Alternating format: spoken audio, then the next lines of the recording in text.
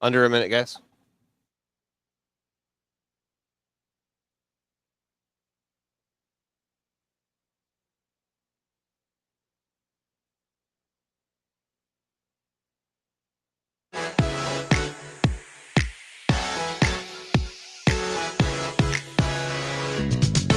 Welcome to Hurrdat Sports Radio. A 1, and Perkins lines one into center. That's going to get down for a base hit. Contreras will score. Adames around third. The throw home hits the mound. Adames in there safely, and the Brewers have grabbed a 6-4 lead here in the top of the 6th. And the pitch is hit down the right field line. It's fair, and it's going to the wall. 1 run scores. Here comes another. As Mason Wynn is racing to the plate, he stands up, he scores. 2 more Cardinal runs, 5-1 St. Louis. First pitch. Line to left field, base hit by Lindor. Bader scores. Here comes Gavel around third. He will score. The throw is cut off at third. Francisco Lindor with the bases loaded, drives in 2. It is 4-2 Mets in the top of the 9th. First pitch to Higashioka, set in the air to deep center field. Taylor's back. He's at the wall. This one gonna go! 3-run home run, Kyle Higashioka.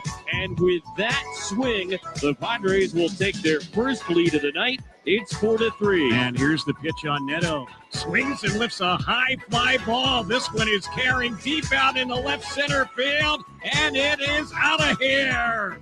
That is a grand slam into the Angels bullpen, and the lead goes from 2-0 to 6-0. Angels on top here in the 2nd. Good morning. Welcome into Hurrdat Sports Radio, AM 590, ESPN Omaha, ESPN Tri-Cities. That's DB. I'm Ravi Lulla here at the remote Pillar Exterior stage. We're actually live out at the Pinnacle Bank Championship today and tomorrow. DB, what's going on? Just trying to make it, man. Just trying to make it. Nice overcast morning, man. It beats being hot, that's for sure. It's true. Yeah, we're not in a bad spot over here on 17 at the. I'm sure though. Although I'm sure people will love the wind. Yeah, the wind might not be great for the golf. Yeah. Or radio for that matter. But well, there's that too. I mean, to heck with practicality.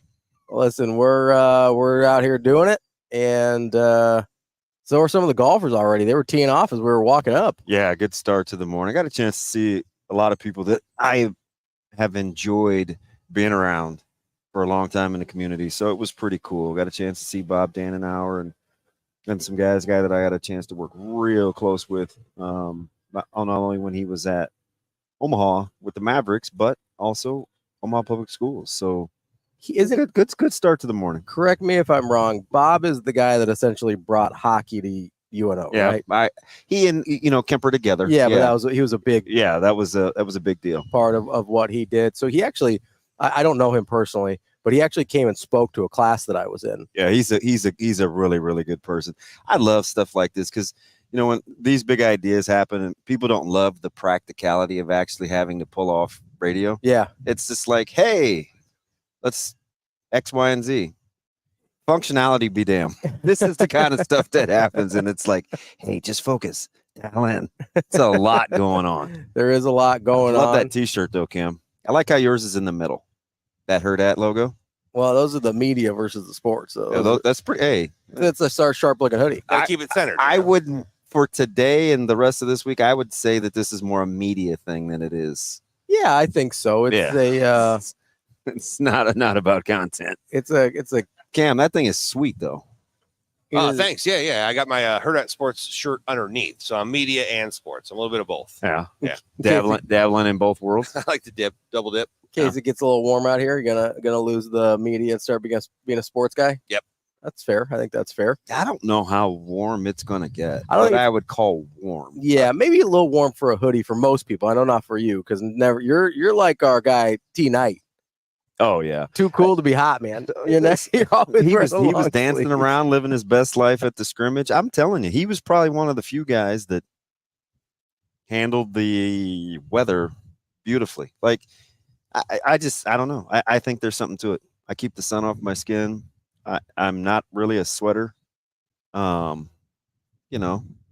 In terms of perspiration, not in terms of apparel. Yeah. A sweater, not a sweater. Yeah. Okay. You know, I'm just trying to make sure we're clarified out here. Yeah. Or, as they call the hockey jerseys. Those are sweaters too. Yeah, So there's a lot going on. I do like those. I do miss the televisions in the studio because we were on a nice little run of classic NHL games. Yeah, we were rocking the NHL Network for a few days there, and you're recalling random regular season games, which is totally normal from like the 90s. That's not a big deal at all. I was in high school, so it was kind of in my. I was in your sweet spot. Right in my heyday. These people just act like we're at the zoo. Cam, see, he's been around me forever, since I don't know. I started in this business. You know how much fun it is when people just like. Yeah, you're in the fishbowl. You know what I mean? It's as if there isn't work to be done. But hey, focus, dial in. Yeah, let's get after it. We've got a busy show for you here today. Coming up at 7:43, we've got Ken Bikoff to talk about Indiana football. They're next up on our Nebraska schedule preview. Coming up at 8:45, we've got Brian Edwards, our Vegas insider. If you want to get a little ahead of the game with Brian, we're going to talk to him about Washington, Arizona, and Texas Tech. If you want to do a little recon on the over-unders we'll be talking about this morning, those are the ones we're hitting with our guy B. Edwards. Michael Bruntz from Husker 24/7 coming up at 9. We will talk to Brad Bauer, the Pinnacle Bank regional president, at 9:30. And then we'll wrap up the show with Robin Washut at 9:45. And just, like a general, if you're out there listening and you're like, hey, I think I'm going to go out to hole 17 and check out Hurrdat Harbor and stuff. Great idea. I think you do have to have a ticket to get into our section, but the Patron Zone is free for everybody. But I will say this. If you come by before 10 and DB and I are out here, if the headphones are on, that means we're on the air. I'm just going to give that like as a blanket. It means we're on the air. Yeah. So I'm trying to help you guys out. I know it's kind of interesting to be like, oh, they're doing a live radio show out here. If the headphones are on, it's kind of like the gym. If the headphones are on, it's like, oh, that's a no talking zone. Yeah. This is interesting because it's right in my wheelhouse. It's funny, like a play on words. Open to the public, which everybody knows I love. Yeah, it's your favorite thing in the world. It's my favorite. You love being just exposed. Especially when I have a job to do. The other thing is I'm dab smack next to Patron. It's true. Which is a beautiful thing. Yeah. And it's right. So it's like it's the balance of life. You've got the positives and the negatives. Yeah. I'm looking at the maybe the Patron Zone helps you be open to the public a little bit more. It's a little early. It is, but by the time we're done, Yeah, I have a fairly important lunch. Also, do golf course rules are golf course rules and airport rules the same? Yeah, in terms of time. Yeah, no one cares. That time doesn't exist. No one cares. Doesn't matter what time it is in an airport. It's always okay to get a drink. No, it's like a tailgate. 100%. I think sporting events and airports are where time doesn't exist for drinking. Yeah, it's just amazing how everything is up, running, and ready. Man, I did see some massive tree stumps that. This thing got hammered. They got it pretty bad out here, and they did an incredible job of getting things together in just a few days, trying to get. That one tree was huge. Yeah, it was like 3 whole trees that were sort of clumped together at the root. To uproot that thing took a gale. Yeah, it certainly did. Still working on trying to get mine cleaned out. We'll figure it out. Hey, K Bizzle, did you help put this tent up? This thing is sturdy. I did, yeah. Sasha and I built this. I might need this at the house. This thing's awesome. It is. 10 by 20. We're covered. And it's like in there. You got the bags going on. We're staked in. It's almost like you've done this before. I've been around a couple times. Big tent guy. Well, there's not much he can't do. Big tent and Big Ten guy. Yeah. I see what you did there. Speaking of the Big Ten, well, at least somebody that used to coach in the Big Ten, the NCAA maybe put out its most useless penalty yesterday with a 4-year show cause penalty on. I think everybody must have been reading from the same script. What do you mean? Because I heard that was kind of a useless thing. That penalty wasn't for Harbaugh. No, I know it was. They were signaling. Yeah. I mean, I was getting to it. I heard it all day yesterday. Yeah, and I'm like, Either you guys are the most just being purposely obtuse or dumb, or people don't get the gravity of it. Was definitely a signal. Yeah, it was a signal to Michigan that they're coming. And that I also think weirdly, we talked about this, I think Monday or Tuesday, about how Sharon Moore has kind of a first offense related to this COVID stuff, which is what Jim Harbaugh's thing was. I also thought it was kind of a signal that, like, hey, we're taking the first conviction seriously too. So when we come at you again, you will be a repeat offender. Yeah, I don't think it wasn't for Harbaugh. Yeah, so when they levied the penalty, it's not like they wanted like everybody's immediate reaction on Harbaugh. Yeah. Like, he clearly couldn't care less. Yeah. And he's not coming back to college. No. They don't want him back in college. He doesn't want to be back in college. He wasn't wanting to be in college when he was still in college. That wasn't for him at all. How about how AB kind of dropped that Mr. Broom the other day, where if Minnesota would have made a legit offer, he was gone. He said he was out. Yeah, I think that's sort of how I felt at the time. I don't remember if that was the general consensus, but it seemed like, hey, if Minnesota gives him an offer, I think he's going. I mean, it would be cool for me to say revisionist history wise, like, oh yeah, I thought he was out. I felt like he was posturing still. Okay. Yeah. And I really don't remember what the general consensus was. It did just kind of always have this sense of clearly, well, if I take AB's word for it, yeah, he wasn't posturing. Yeah. I don't know. To me, at least, it always felt like, hey, if he gets the right NFL offer, whether that was Minnesota or not, I don't know. But it felt like if he got the right NFL offer, he was definitely more interested in going back to the NFL than sticking it out in college. Yeah. Got his quarterback. That's always a chance. You always give yourself a chance. Yeah, he certainly did with adjust. I mean, honestly, he kind of landed in one of the better case scenarios in terms of jobs that were actually open. Yeah. Outside of the division. Yes. He's got a fantastic job. That's the one caveat to being the Chargers head coach is like, oh yeah, you're gonna have to deal with Mahomes for like another decade. Yeah, but that's why wild cards are a beautiful thing, right? Oh yeah. I mean, that's the golden ticket there to get you out of Mahomes land for free without having to pass go or having to collect $200. But I did think it was interesting that the timing of it, right after the notice of allegations came out for the other scandal. These are two separate scandals, but they're both being investigated by the NCAA. I did think the timing of it was really interesting in terms of basically the same week that the notice of allegations came out against Michigan and Sharon Moore for the sign stealing, is that they also levied the penalty against Michigan for the COVID stuff as well. To your point, not a coincidence. Yeah, and I think, and I've thought this all along, the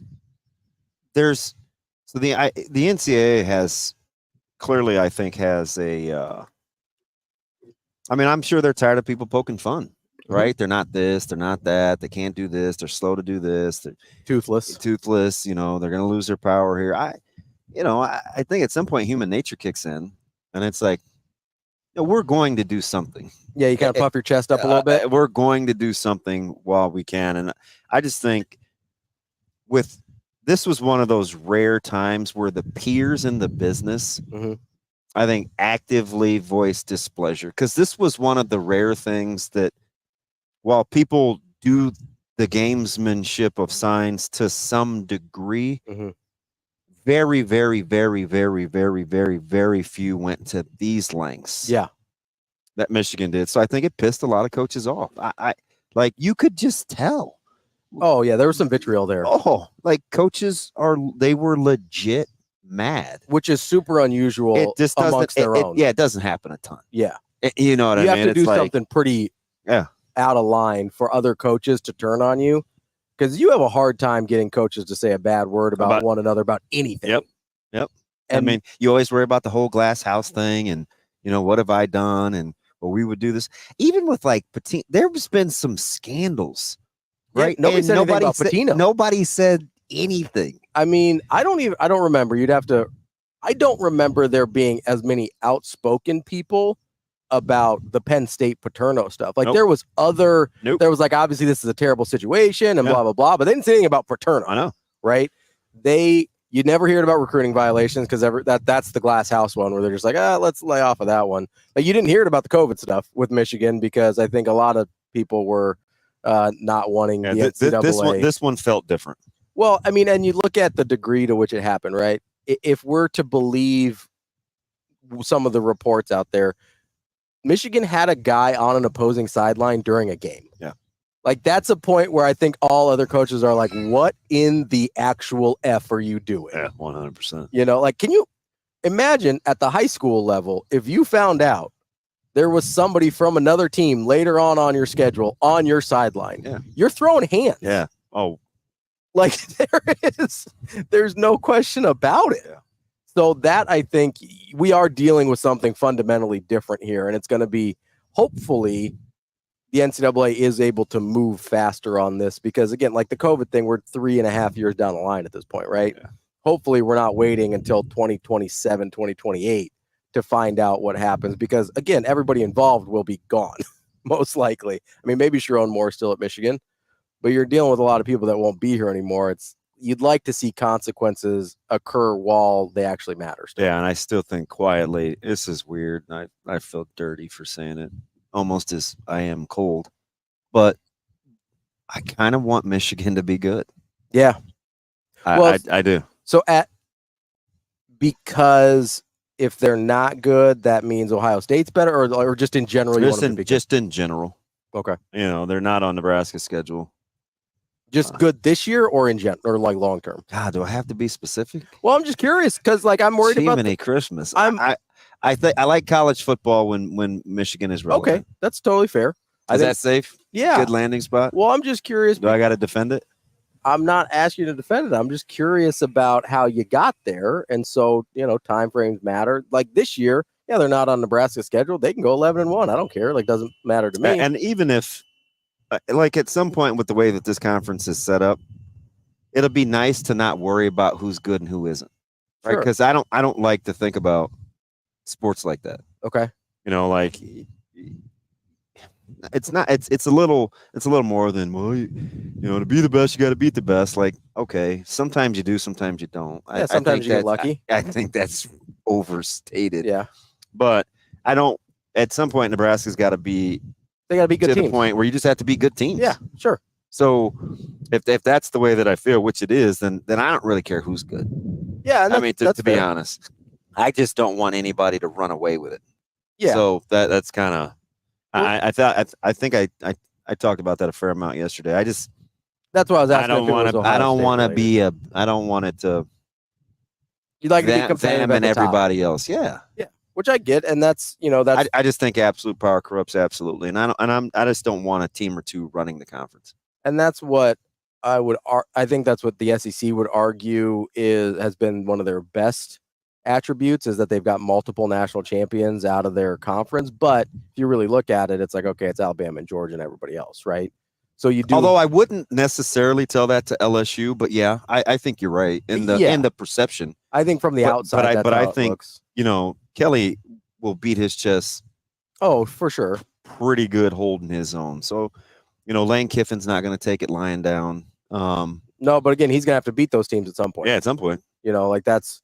I think there's a lot of really good second-tier teams in the SEC, but that's where I would put an LSU. That's where I would put a Tennessee. That's where I would put an Ole Miss. Although I did see, surprisingly, LSU was in the top 10 of national champion favorites. Ooh, yeah, I don't know. That seems a little high to me. It does.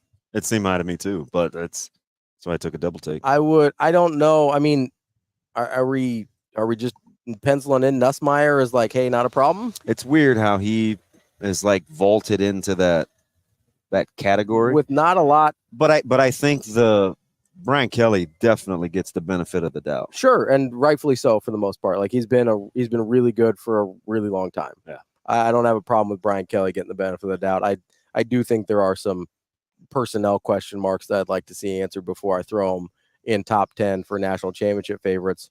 Although, kind of speaking of that, I don't know. They do have a lot of talent. Oh, I mean, they always do, right? Like that's the thing at LSU is you're gonna get dudes forever. Yeah, that's it's kind of the beauty of that job. And I mean, I think large part why Brian Kelly ends up taking that job over Notre Dame. But I don't know if you saw. Speaking of odds that don't make a ton of sense, Nebraska. I don't know what happened, but over the last week or so, their college football playoff odds have dropped from plus 1,800 to plus 900. I don't is that just this is to make the 12-team playoffs? Yes, to make the 12 team. Yeah. I don't know if that's just Nebraska fans being Nebraska fans and betting that thing down or what it is exactly. I think it's a lot bigger than just Nebraska fans. I mean, I saw it yesterday on television, and it was on in the morning when we were back at the mothership, and there were guys on the set that actually agreed to take a flyer. Yeah, and just from a belief standpoint and what Coach Rule's doing now, listen, man, is it? We can't even beat Iowa and Wisconsin in the same season, so I don't know if I would. I don't know. Feels a little aggressive. Like money spent is money spent, right? Yeah. I do understand value, but if I'm giving away $200, I'm giving away $200, right? Or whatever it is that people do. So it's like, a flyer, sure. Could you see it? I'll take a flyer with somebody else's money on that. I'm a big control the controllables guy. Like until you show me that you can beat a couple of these thorns in your side in the same season, we can't have that discussion. Yeah, that's it. And listen, I've been as bullish, I think, as most on Rule in this season and the next few years. Yeah, now 2 more years, and that's my category. That's your bet. But 2 more years is a long time from now. and if I get this morning, 2 minutes is a long time from now. If I get plus 900 odds for 2026, I'm all in. But I felt bullish going 8-4 this year. And still can't get myself there yet. All of a sudden, and I get it. Like, I mean, I think there is a lot of plausible records on the table. I really do. Some higher than mine, some lower than mine. Like, I don't have a problem. I landed at 8-4, but we're talking at a plus 900. You're hoping they go 10-2. Yeah. I think the only thing that would be a disappointment is 6 or less. Yeah. If they don't make a bowl game, obviously 6 gets them in. Yeah.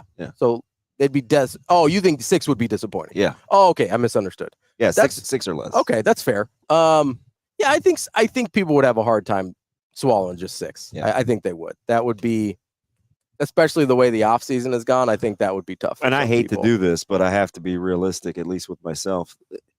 You start getting into how it looked. Yeah, 100%.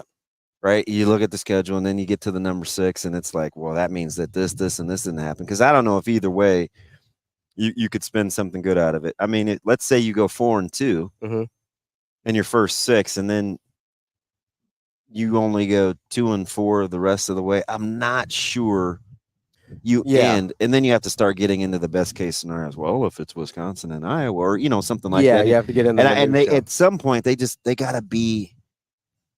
We gotta get past that. Yeah, and I don't think they're not going to resign themselves to that kind of philosophy. No. To start the season anyway, because that's just not how winners think. Right. And contrary to popular belief, even though you haven't won yet, you still have to think like a winner. In order to get there. 100%. Yeah, that's a fair point. And I'm sure we'll talk more Nebraska here as we kind of go throughout the show. But we will take a quick break here. You're listening to Hurrdat Sports Radio, AM 590, ESPN Omaha, ESPN Tri-Cities.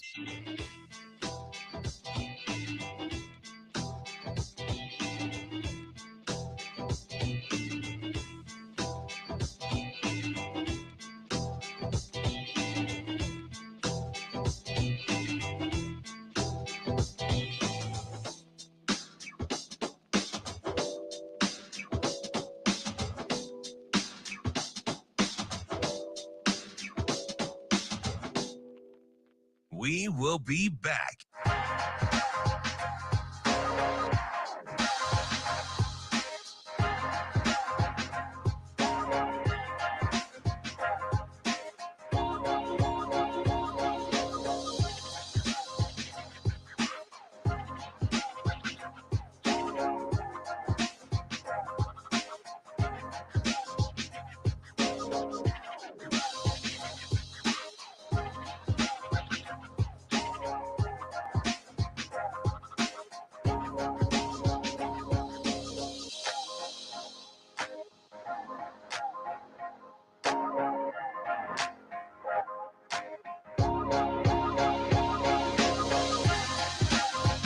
We will be back.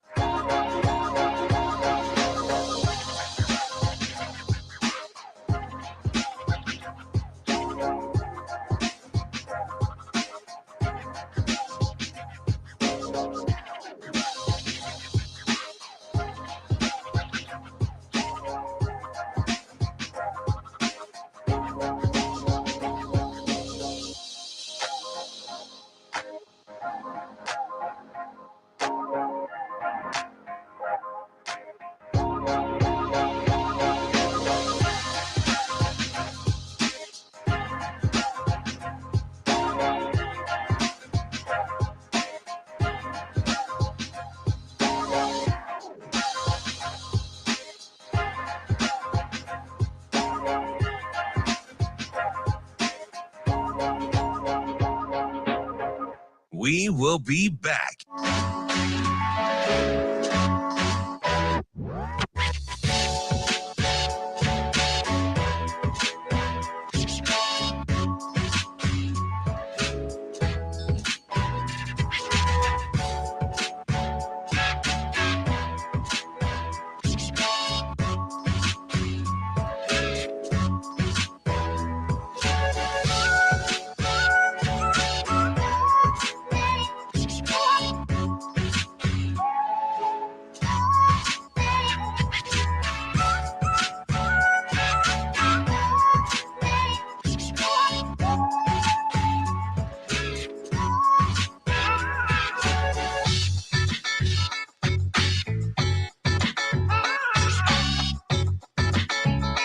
We will be back.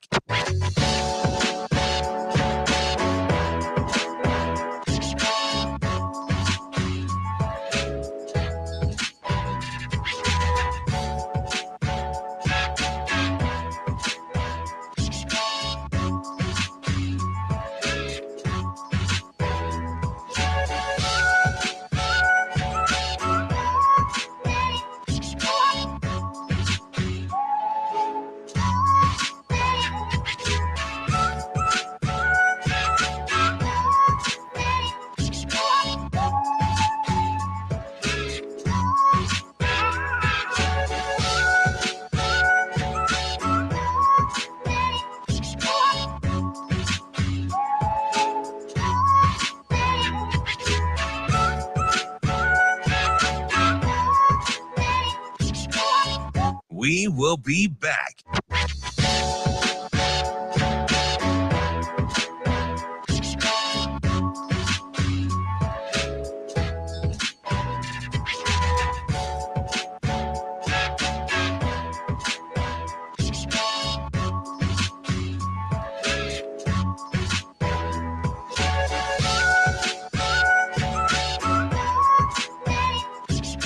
We will be back.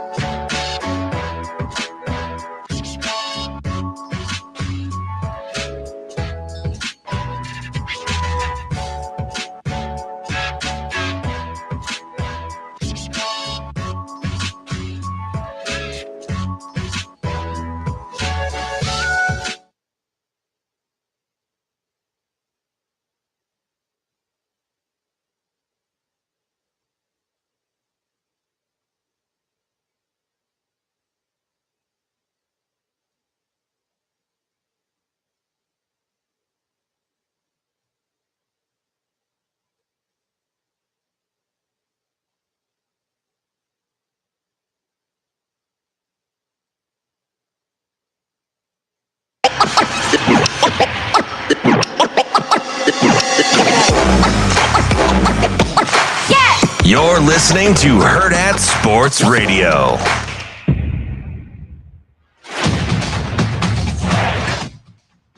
Welcome back to Hurrdat Sports Radio, AM 590, ESPN Omaha, ESPN Tri-Cities. That's DBM Ravi Lulla here at the Pinnacle Bank Championships out on hole 17 here on a nice and blustery Thursday.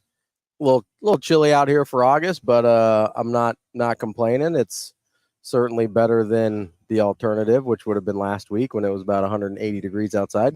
So I'll take it. It's a little chilly out here, but we're trying to do it. We're trying to get it.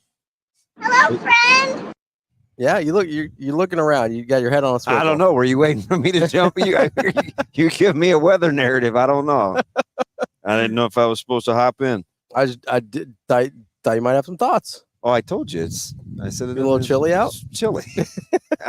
It's exceptionally chilly, and we're at the bottom too. So I feel like the wind. You get the wind that whips pretty good. Kind of tunneling on us a little bit here. I know. Damn logistics. It's all right though. We'll make it. We'll get it done here.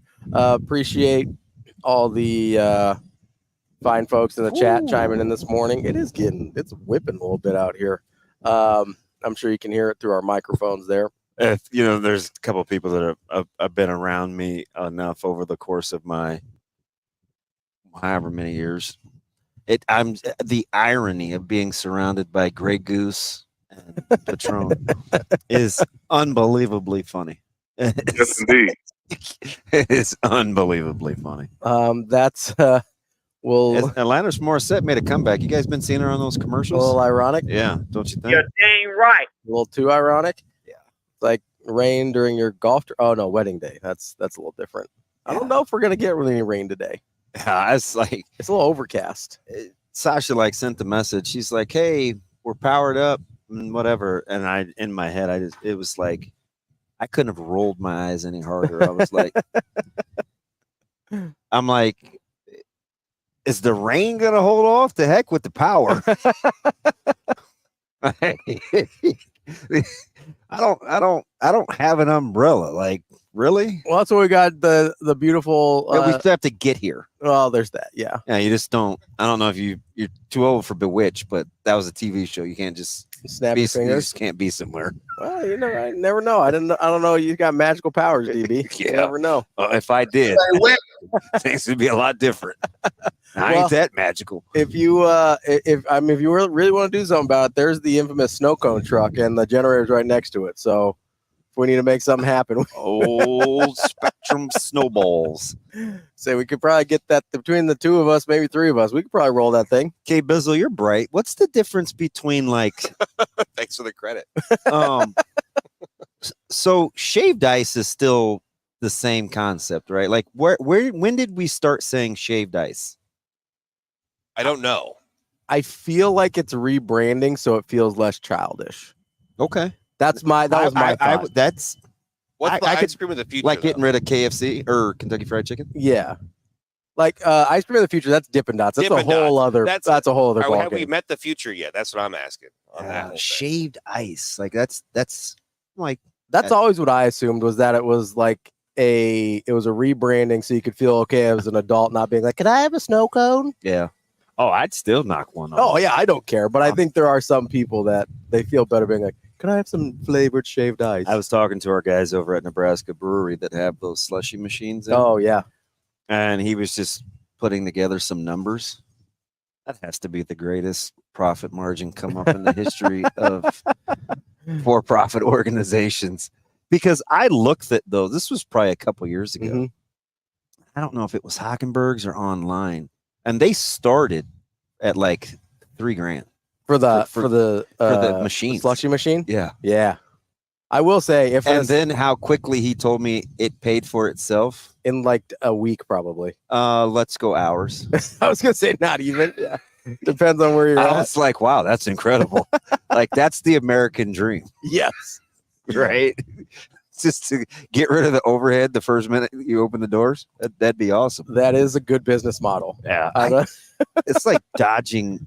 It's just there's so much there's a lot going on. It's like this reminds me of like my television days when I first started learning to do work with an IFB in my ear. Oh yeah, and you have to like block things out. Yeah. Like I didn't realize like this was gonna be like a dial-in moment, but I gotta go back to like 09, maybe 08. This is significantly more hectic than Big Ten Media Days. Back in the day. There's more people here than Big Ten Media Days. Well, that's there is. There's more.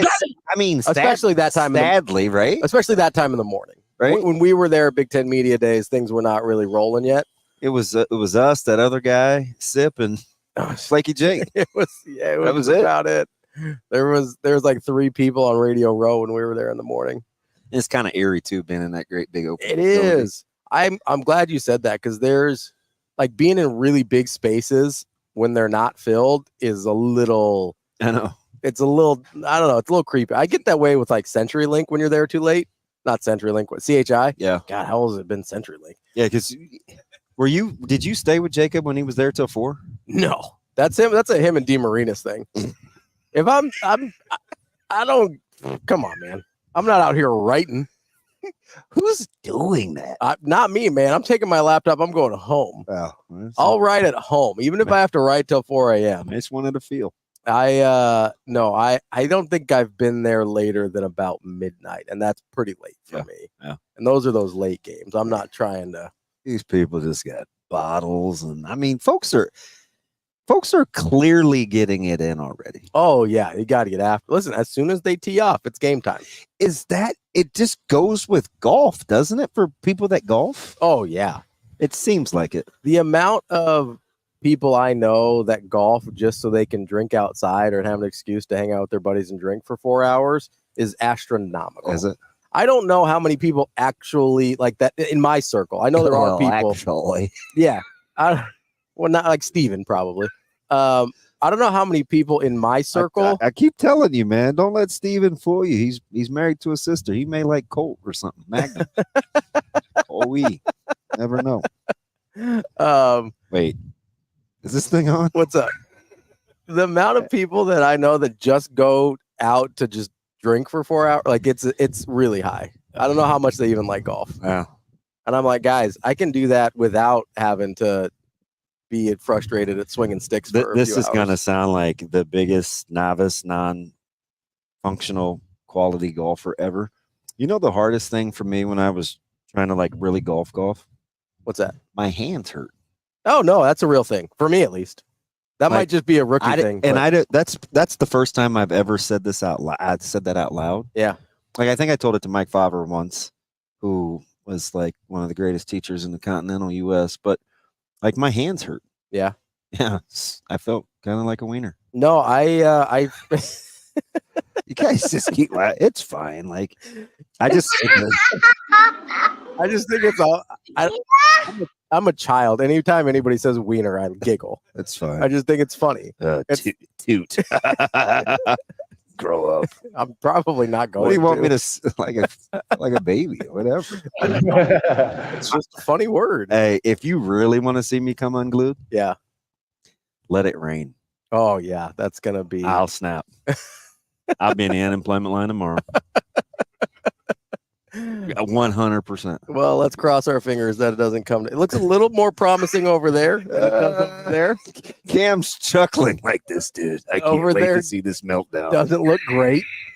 Oh, you watch. Those are very fancy porter potties if we want to hide in there. Is that what those are? Yeah, they are. Those are big time. They're luxurious. That's fine. They don't even smell. They got AC and everything. They do. They're elite. That's like the top of the line. That is, I mean, I'm not surprised. This place, like, they don't skimp. You know what I'm going to do? If I really get in a pissy mood, I'm going to see Jim. Nedro? Yeah. Our guy? That's my dude. Yeah, I know you. I know you're a big fan. I haven't seen him yet. Yeah? No. Last It's not like he's standing around doing nothing. well, he might be busy. Last year when we were out The here, place looks fantastic. he was we were out here earlier in the week last year. He comes out here with his dog, Oh, yeah. and his dog just runs around the course with him. And I was for a What minute. kind of dog? I think it was a golden retriever. Standard. But when I first saw it, I was like, "Is there a lost dog? Do I need to help?" And then they're like, "No, that's Jim's dog." And I was like, "All right." What do you want me to say? Like a rod or a pit, Cam? No, that'd be different people.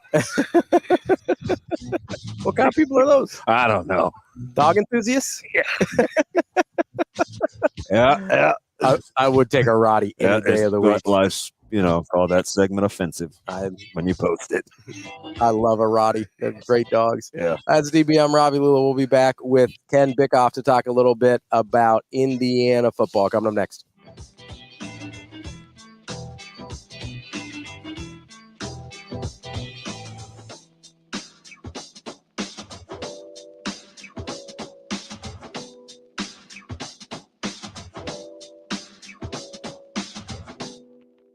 We will be back.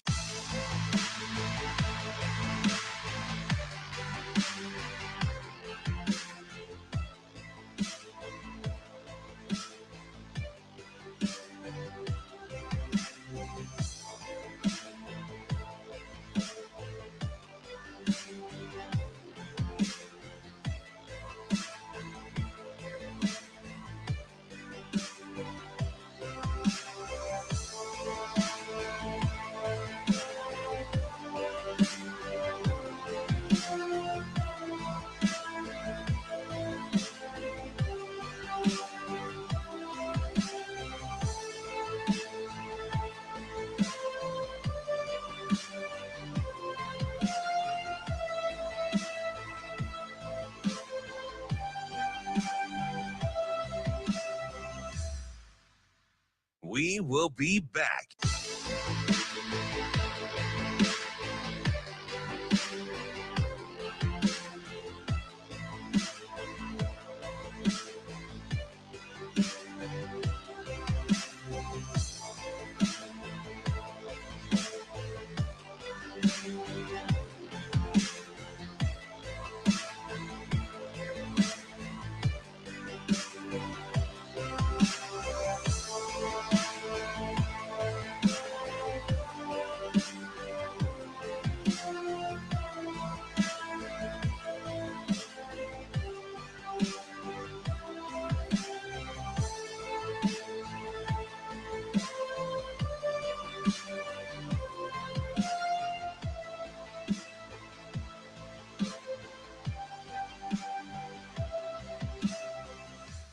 We will be back.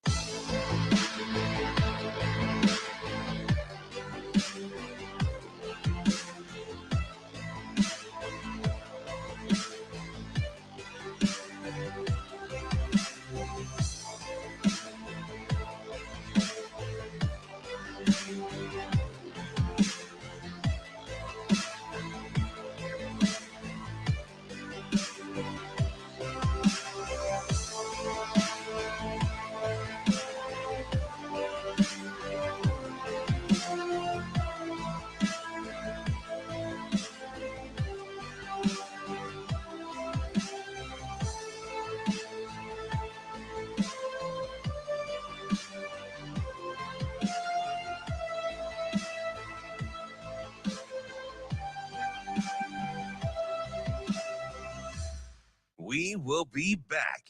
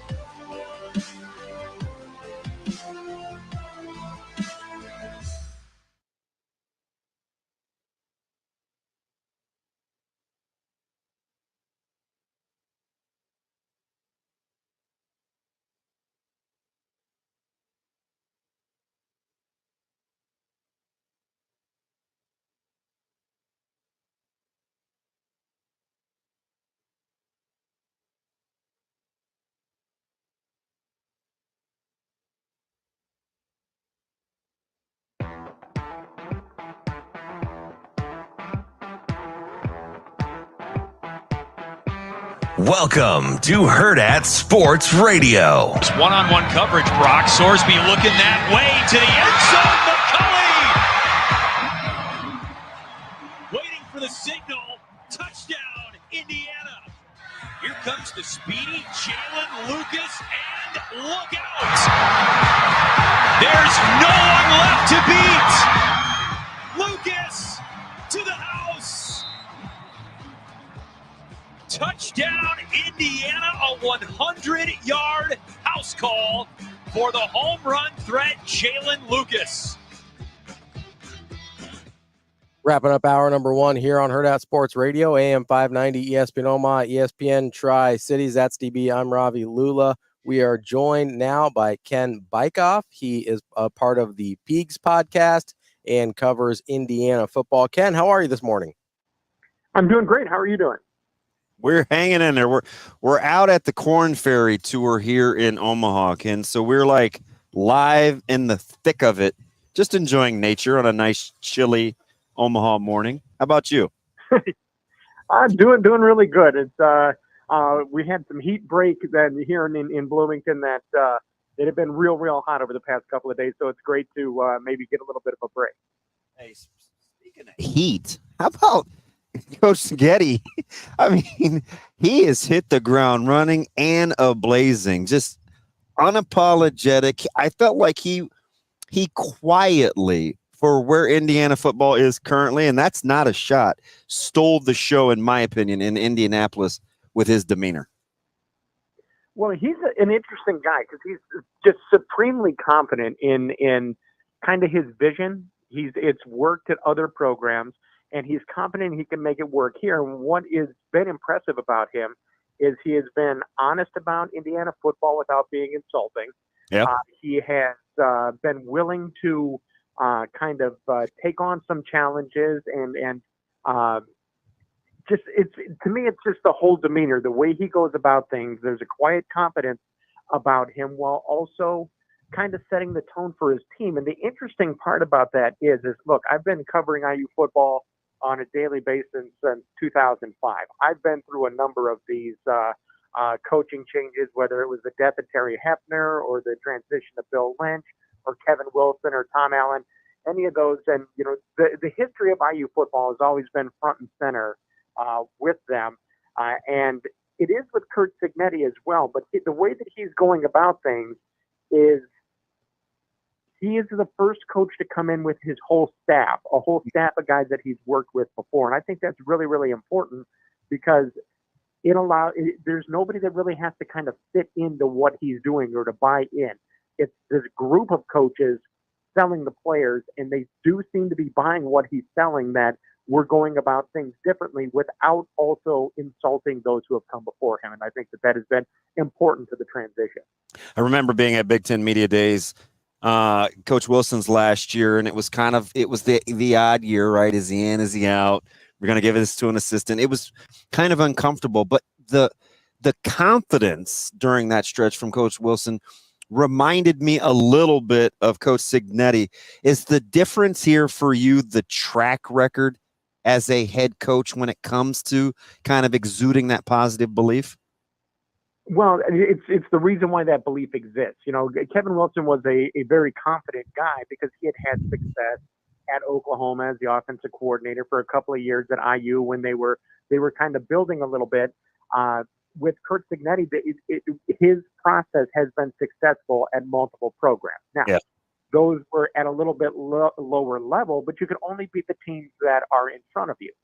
And so what has worked well for him is the fact that you have the transfer portal, which has allowed him to bring a bunch of his players as well from James Madison that were successful, that can kind of sell it to the other guys. Now, I always look at it as there's a reason the guys at James Madison maybe weren't playing in the Big Ten to begin with, but that doesn't mean that they don't belong here. And so being able to come and have a chance to develop elsewhere and then come here is really important. And then he's obviously selling, what his vision to recruits, because when you are talking about, a guy who's been a quality quarterback at a different program, it's really important that he gets here and is ready to hit the ground running. And I'm talking about Curtis Rourke with that he's been successful elsewhere, and he has a mix of a guy in Taven Jackson who's played for IU at quarterback, is a leader, but also Rourke is a guy that has been successful, at other programs. And I think that it's really important that all of that has come together to kind of lift the attitude and flush what had been kind of there was a bad atmosphere around the program, and I think that he's done a great job of kind of changing that. We're talking with Ken Bikoff of the Peegs podcast covering Indiana football.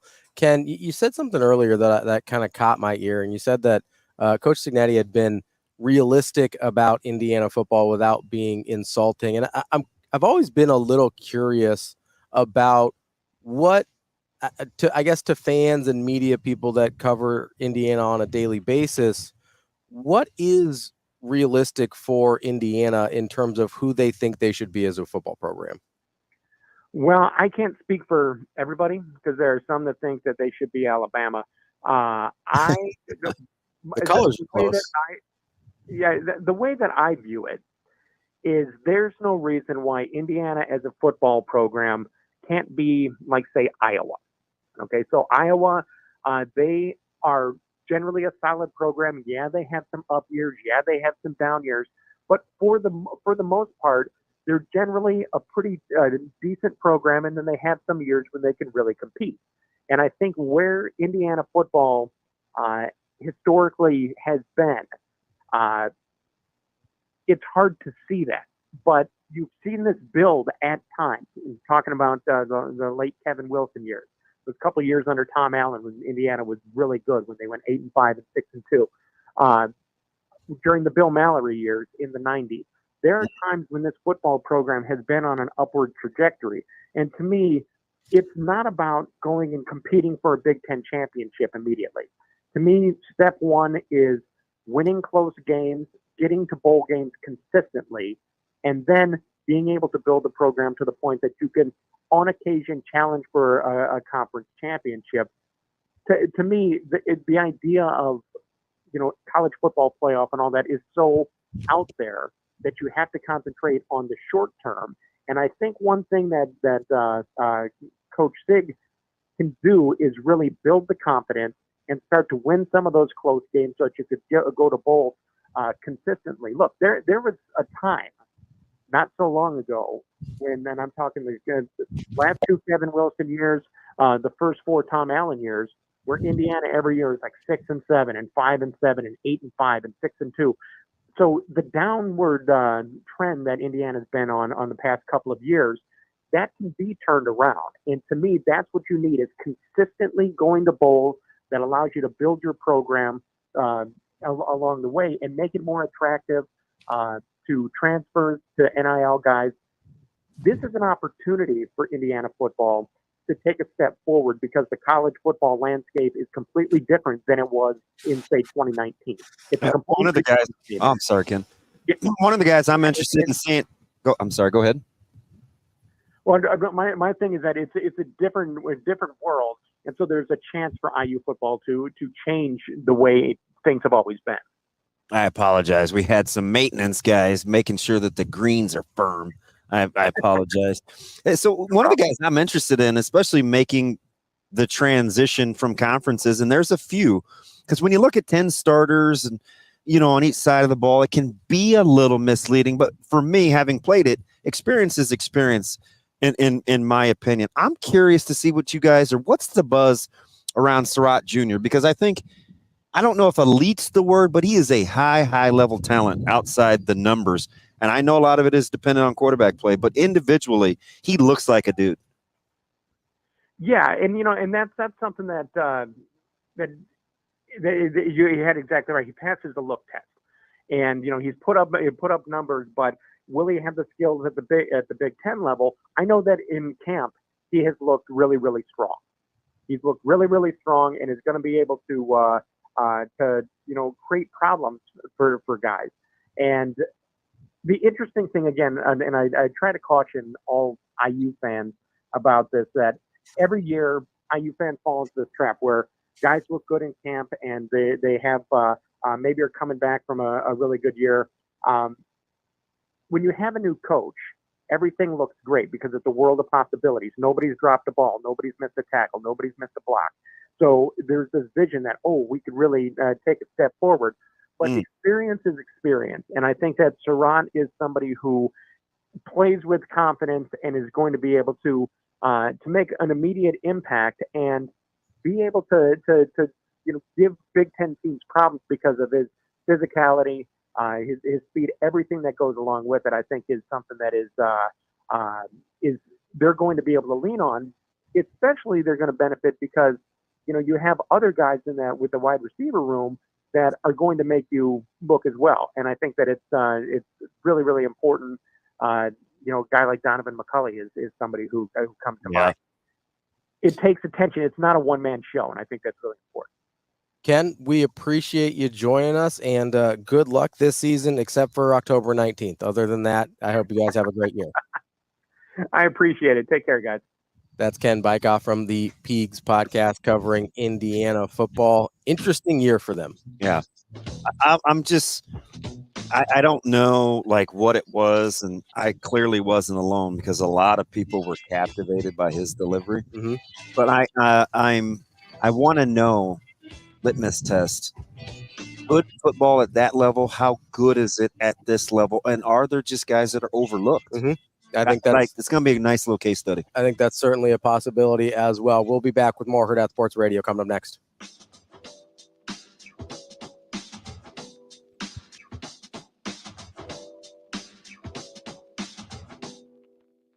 We will be back.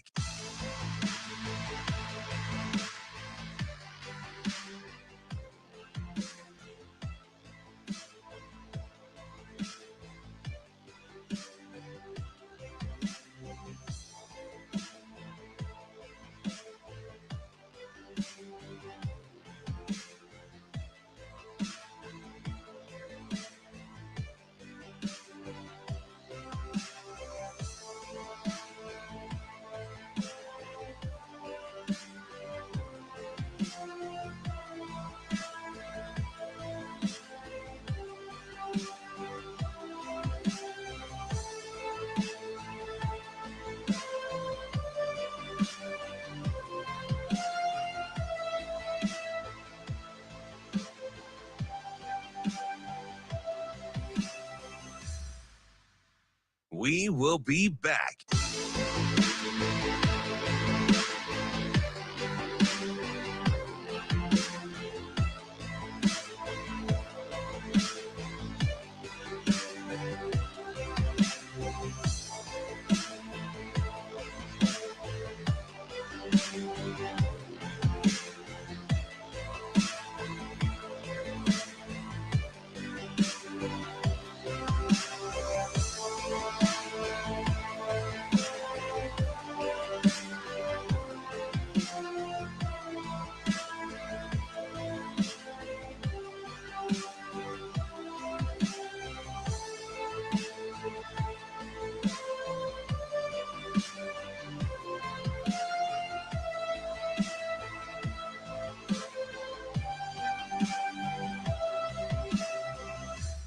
We will be back.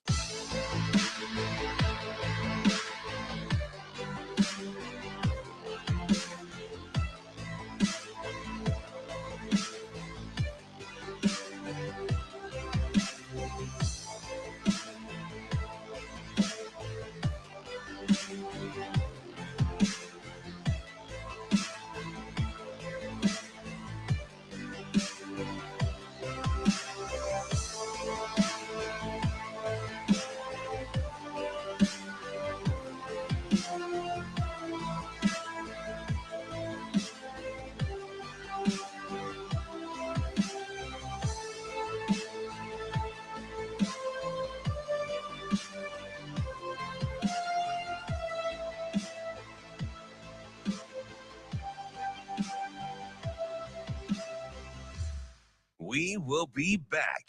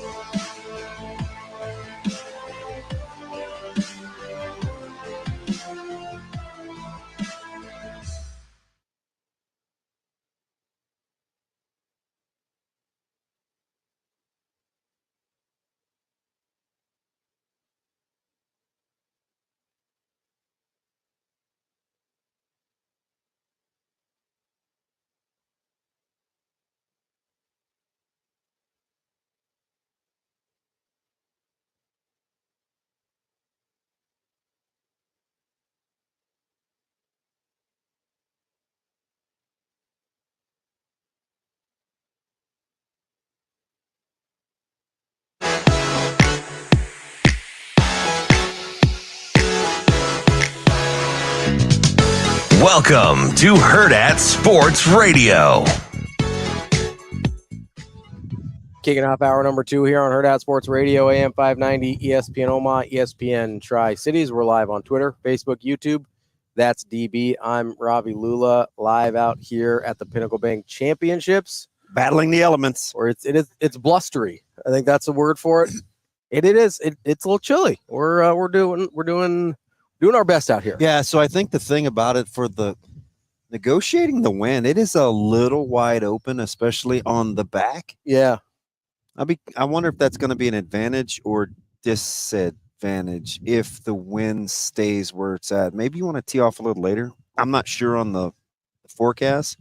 Typically, but right now it's tough. Yeah, and typically, this is just my amateur meteorology kicking in here. Typically, the wind tends to chill out a little bit later in the day as it gets warmer. Yeah, I don't know enough. Clearly. But no, it'd be a little rough out there teeing off this morning here in that early group, which we saw some people doing as we were walking in. It's funny. There's a lot of people that are smarter than us, like no kidding, but are switching in the pants. Right? Yeah. You saw them the first time, and it was like, wait, you just had on shorts. I didn't know we could bring wardrobe changes in here. Shoot, man, I keep a shaving kit in the bag for hygiene. I need to change the clothes too. That's going to be my next getaway phase. Is the bag? I got the kit and the rubber gloves.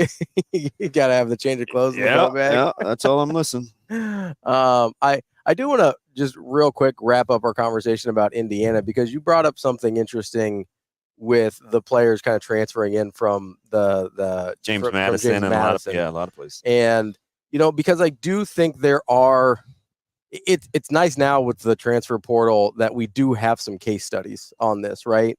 Where you've got guys that either are highly productive at that level, and you say okay, sometimes that does, especially at the skill positions, tends to translate okay.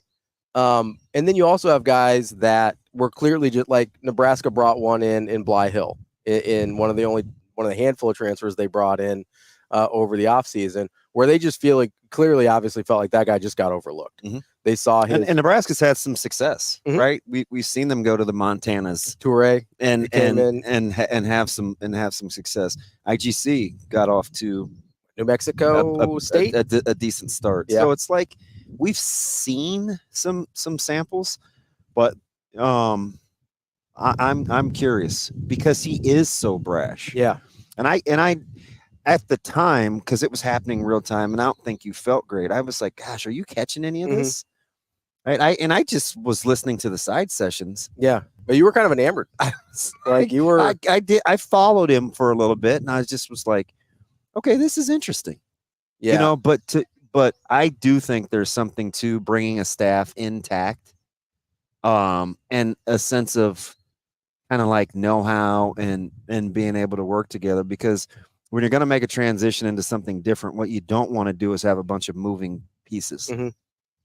And he has as few moving pieces as could be. But it's like Coach Rule said to me, he's like, well, what's he got to lose? Yeah. I mean, really right? nothing. He's 63 years old. Yeah. This is his first big time job.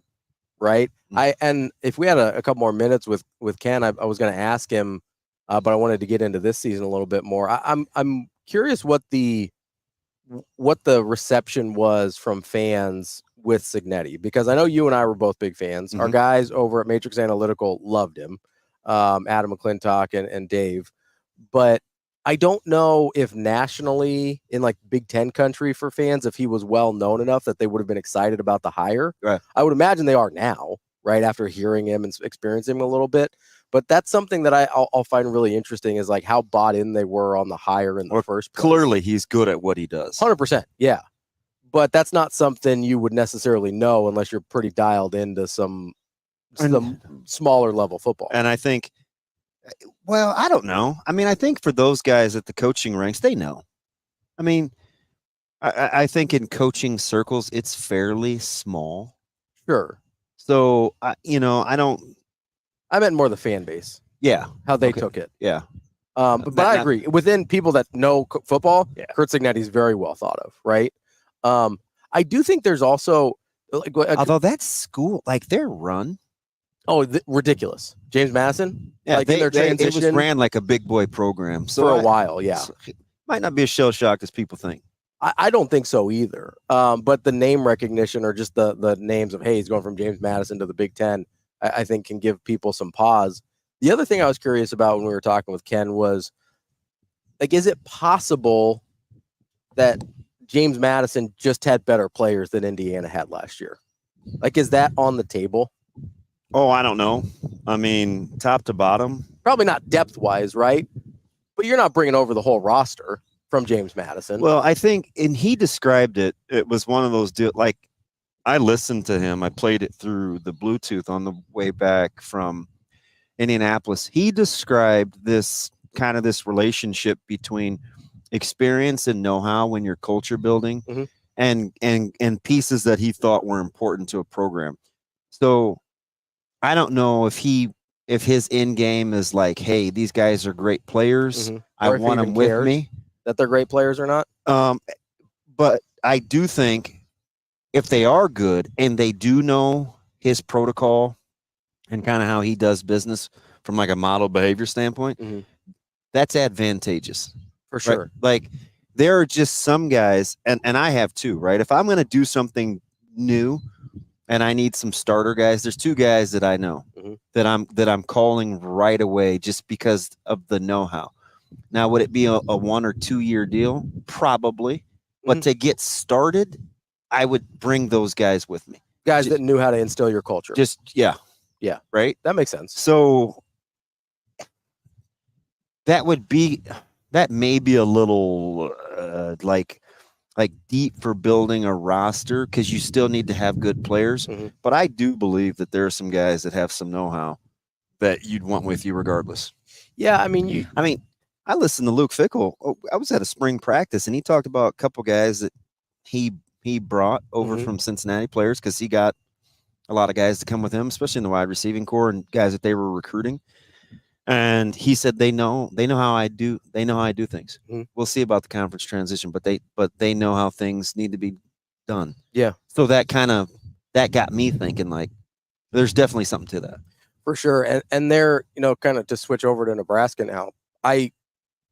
Does it make it, I guess, more impressive to you? Because as I'm thinking about like, oh yeah, that makes a lot of sense. You want guys that know how you operate. You want guys that can kind of be leaders in the locker room for you.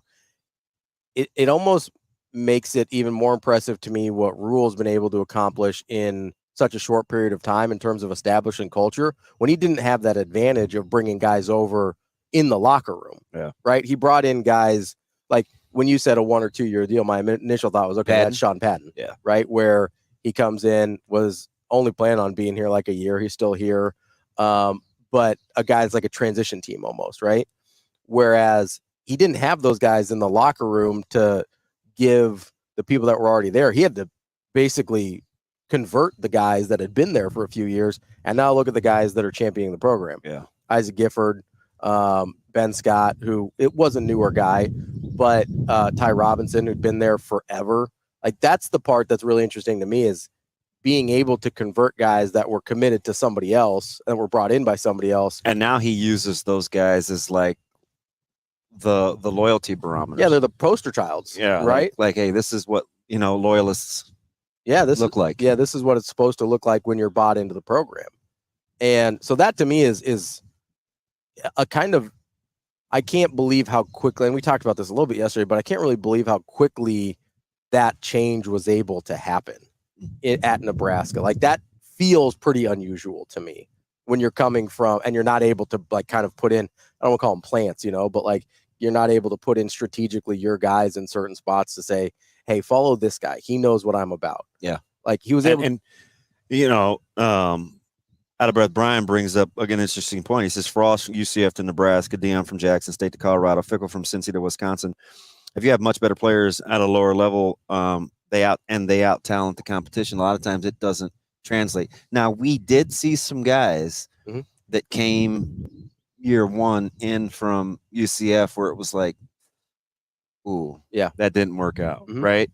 But some of that, and I hate to make like sweeping generalizations, But some of that is on the coach too. It's not always on the player. Like there's a development piece that staffs have to have in their repertoire that gives you a chance too. Yeah.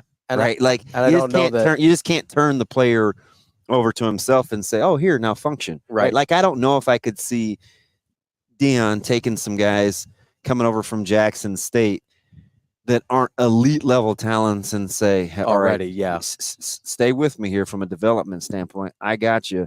I'm going to walk you through this transition. Right. Like I can't see him doing that. He hasn't come off as a developmental coach. No. And to be fair, you know, when you're talking about Nebraska and Frost bringing guys over from UCF, we didn't see a ton of those developmental leaps in general in the Frost era either. So like you could probably make some of the same conclusions, not that Frost and Dion are the same guy, but just in terms of development, that's something that we often pointed to as lacking under that regime. And so to assume, well, oh, these UCF guys can come in and just play without that development piece, I think is a huge factor. Yeah. And to the point, like we just talked to BC yesterday, he said something so interesting and I didn't get a chance to get back, but I'm constantly processing right as he's talking, because he's usually going to say something that sparks some further thought. He was talking about coordinators coming into the conference and playing for teams that have a certain offensive style, right? Hey, I'll just get the ball back from my guys, this, that, and the other. You know who he was describing? Who's that? He was describing Chenander. What were the first year and a half of pressers like? Yeah. It was, hey, we just want to get the ball back for our offense. Then he hit this stretch where it was like, man, they're showing some flashes. And I really like Chance, right? I'm like, he could be pretty good with a little support. Like he needed a little more support from like philosophically, like, hey, we want to marry this offense and defense together just a little bit. Complementary football.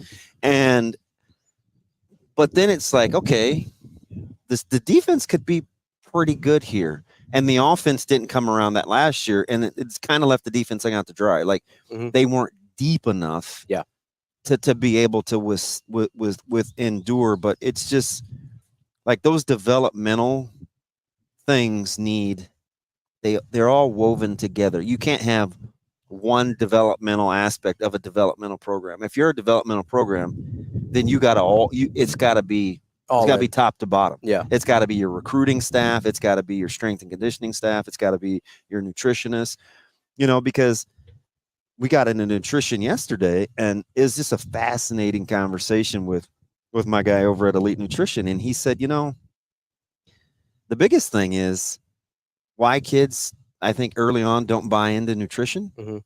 Hard to tell if a guy or gal that's playing Division I sports that nutrition was important. Yeah, if they got there without it. Right? Like it's like, well, I did this my whole life. I got to this point where I wanted to be kind of doing my own thing. Why do I now need to change? Yeah. I can't remember the young man that was from Tallahassee that Nebraska had on the weekend visit.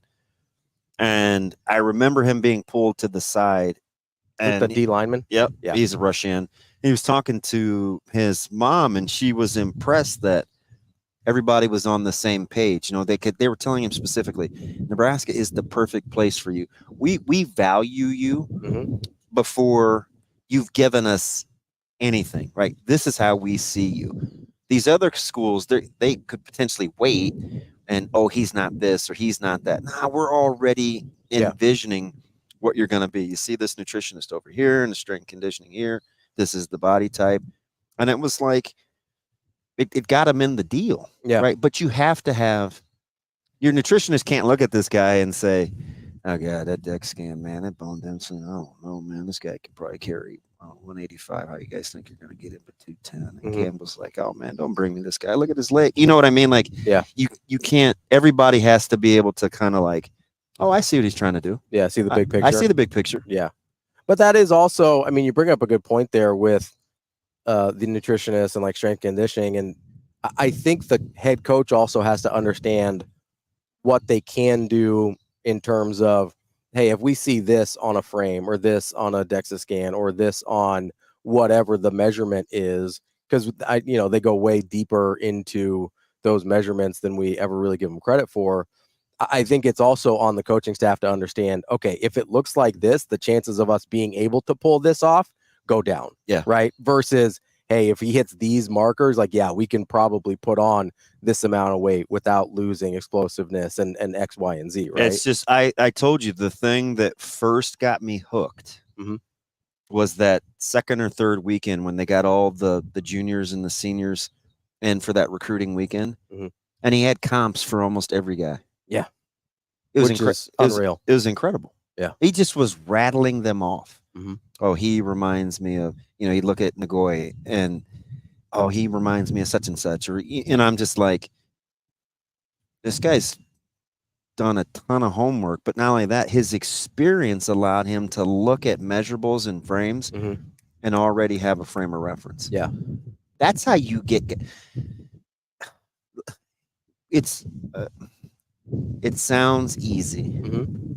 Oh yeah, but a lot of coaches aren't like that. No. I mean, we had a guy that's a head coach who was a good head coach that used the term that said we need to get more ready-made guys. That was Bo, right? It's like whoa. Yeah. Like how sustainable is that? Right. Well, especially and not at a place like Nebraska. It's like because there's some places it is sustainable, right? Yeah. Right there, Alabama, Ohio State.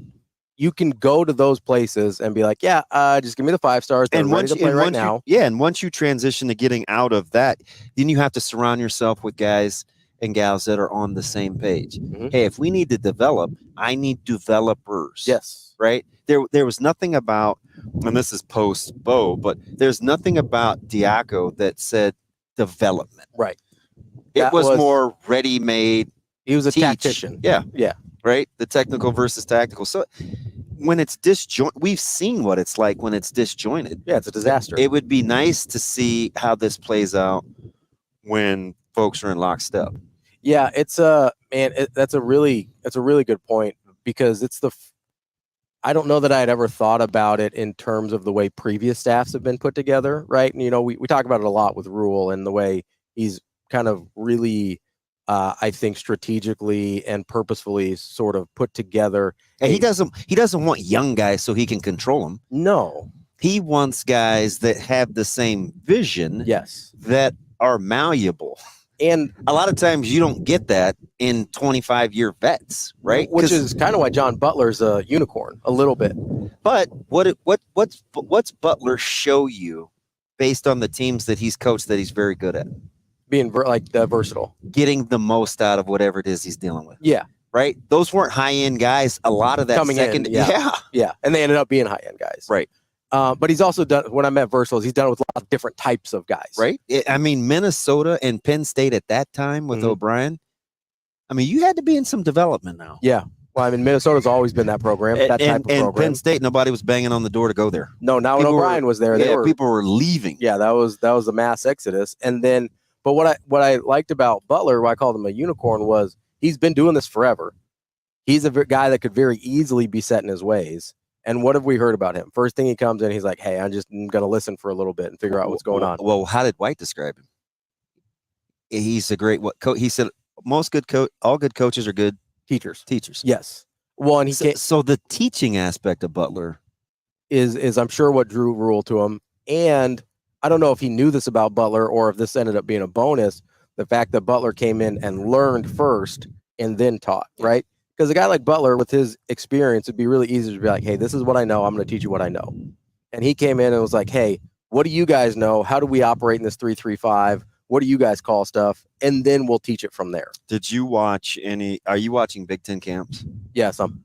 Okay, so I'm watching Penn State yesterday, and one of the things that they were talking about is coming in and learn. Obviously, you get a new OC, and it's like, and he was like, hey, you know what? If they call it trips and I call it Trey, like, let's just go with trips, right? Yeah. Or that was like a loose example. Yeah. And I just remember, like, when you're a part of some staffs, the terminology is huge, right? So to have guys, it's one of the things I love about Coach Queen. It's like, hey, you have an inline tight end. You're in a 3-by-1. You want to call this trio? You want to call this trio? Well, we call it this. I say, okay, well, I'll call it this. And like, just to have those conversations and not come in and say, well, let's just do it like this. It was always like, hey, what's everybody else know?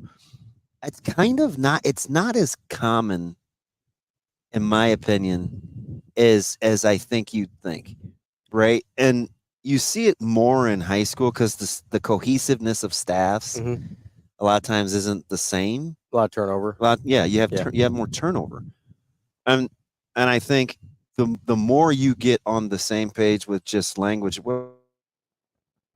builds in accountability. Yeah. So the more comfortable and the more command you have of the language, it's easier, which is why I stood up and cheered when he said, this is the first coach I've heard call this a developmental program. Once you call it that, you teach to it. Yeah, you can own it. It's like own who you are. It just was like the parting of the Red Sea. Well, and to me, one of the biggest things there is like, okay, if you call it trips and I call it tray, but we're talking about literally the exact same thing. The only advantage there is of calling it either one, because they're the exact same thing. Doesn't really matter. It shouldn't really matter, right?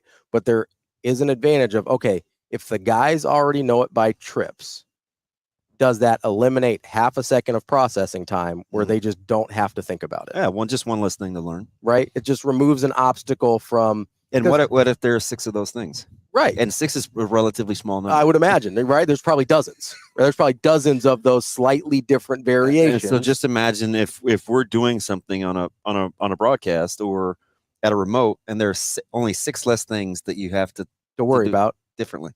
And for, like, let's say a guy like Isaac Gifford or a guy like John Bullock, we're talking about like, hey, especially Gifford, talking about like, hey, we have to unlock those measurables so we see him on the field. Well, how do you do that? You make him think a little bit less. That processing becomes second nature.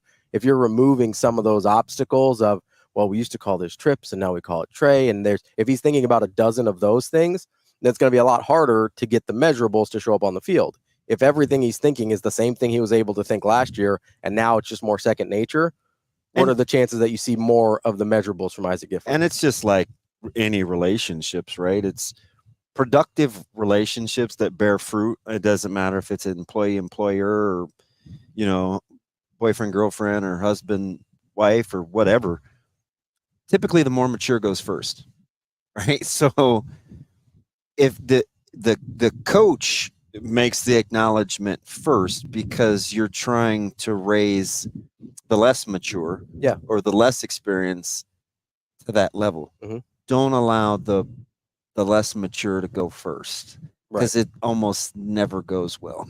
Yeah. Right? Like you're waiting on somebody to say something first in an argument. 99% of the time, the more mature person goes first. Yeah. It's just naturally. It's not like you're giving it thought. No. Just see how, just look at conflict resolution, how it typically plays out. Yeah. Well, because typically the person that is speaking first is the one more interested in resolving. Not necessarily, but sometimes people just talk to be talking because of vitriol. Sure. But I mean, if you're doing productive language and not just if you're really trying to be productive, if you're trying to solve the problem, that's usually the person more interested in actually solving the problem. I agree. Like they'll come back and say, "Hey, this afternoon I'd like to go back and like try and clarify or go and get this or whatever the case may be." Coming up next, we will continue here on Hurrdat Sports Radio live, AM 590, ESPN Omaha, ESPN Tri-Cities.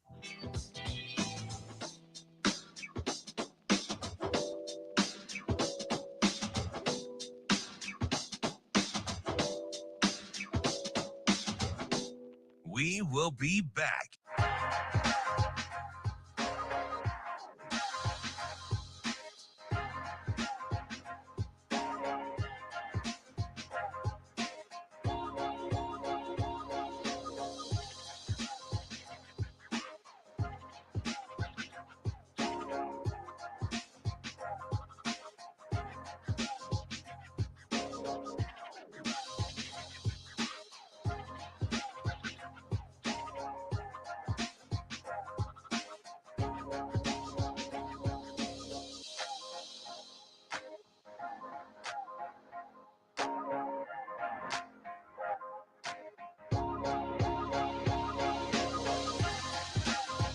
We will be back.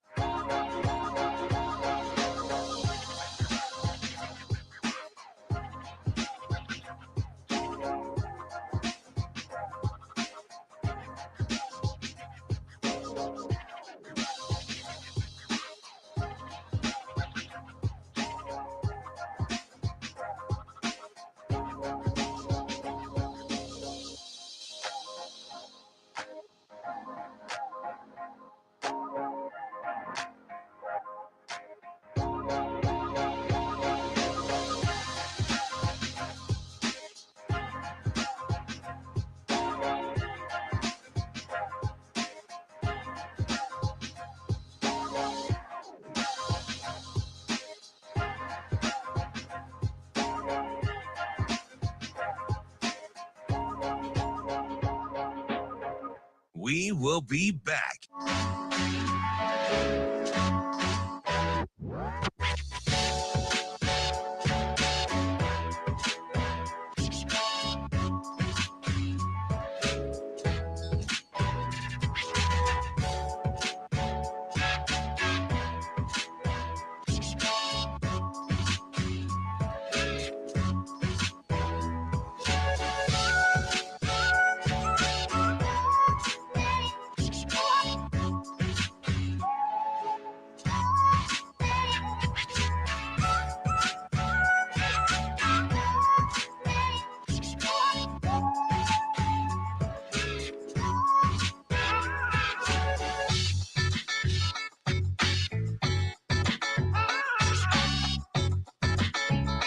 We will be back.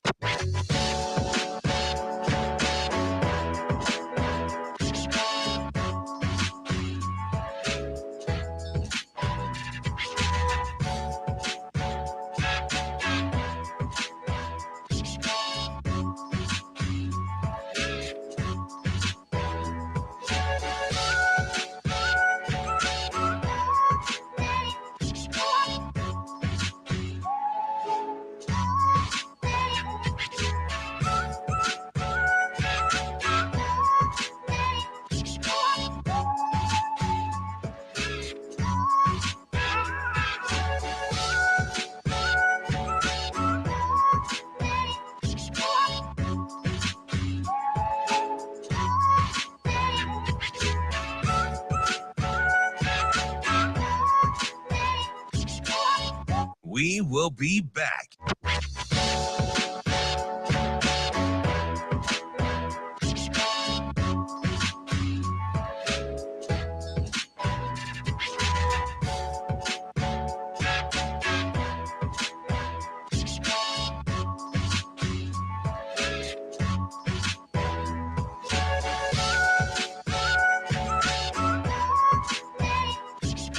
We will be back.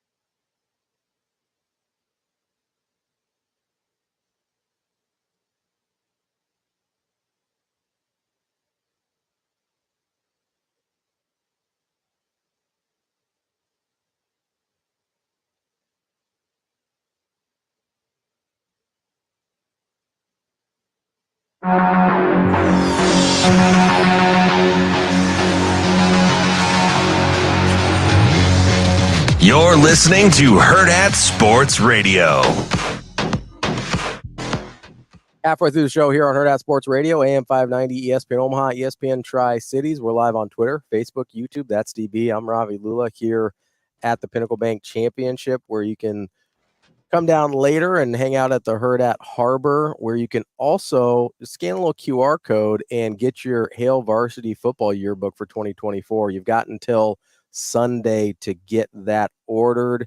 It's got exclusive interviews, great photos, a ton of insight for the 2024 season. Come on down to Hurrdat Harbor, scan the QR code, get your yearbook, or just go to hurrdatsports.com to order as well. Those will be shipped out after pre-orders end on August 11th.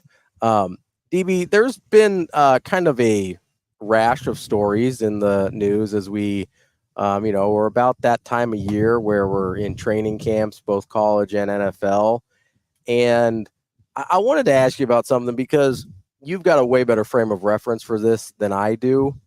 But the big one that came out yesterday, well, let's rewind a little bit. There was on Saturday at Nebraska a little pushing and shoving at one point. Two little dust-ups. Yeah, which is, I didn't even hardly register. It was just, hey, this is a thing that happens, not a big deal. Apparently other people thought it was a big deal, and I was like, I barely remembered that it occurred, right? But then we hear yesterday about Seattle Seahawks training camp, where you've got apparently at least 5 separate fights, including punches thrown and helmet swung.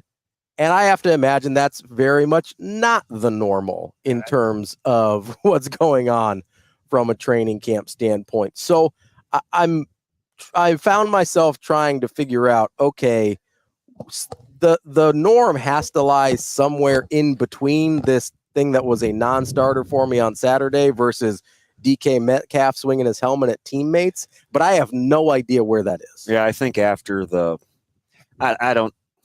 it's hard to put a magic number. 5 seems excessive. Yeah.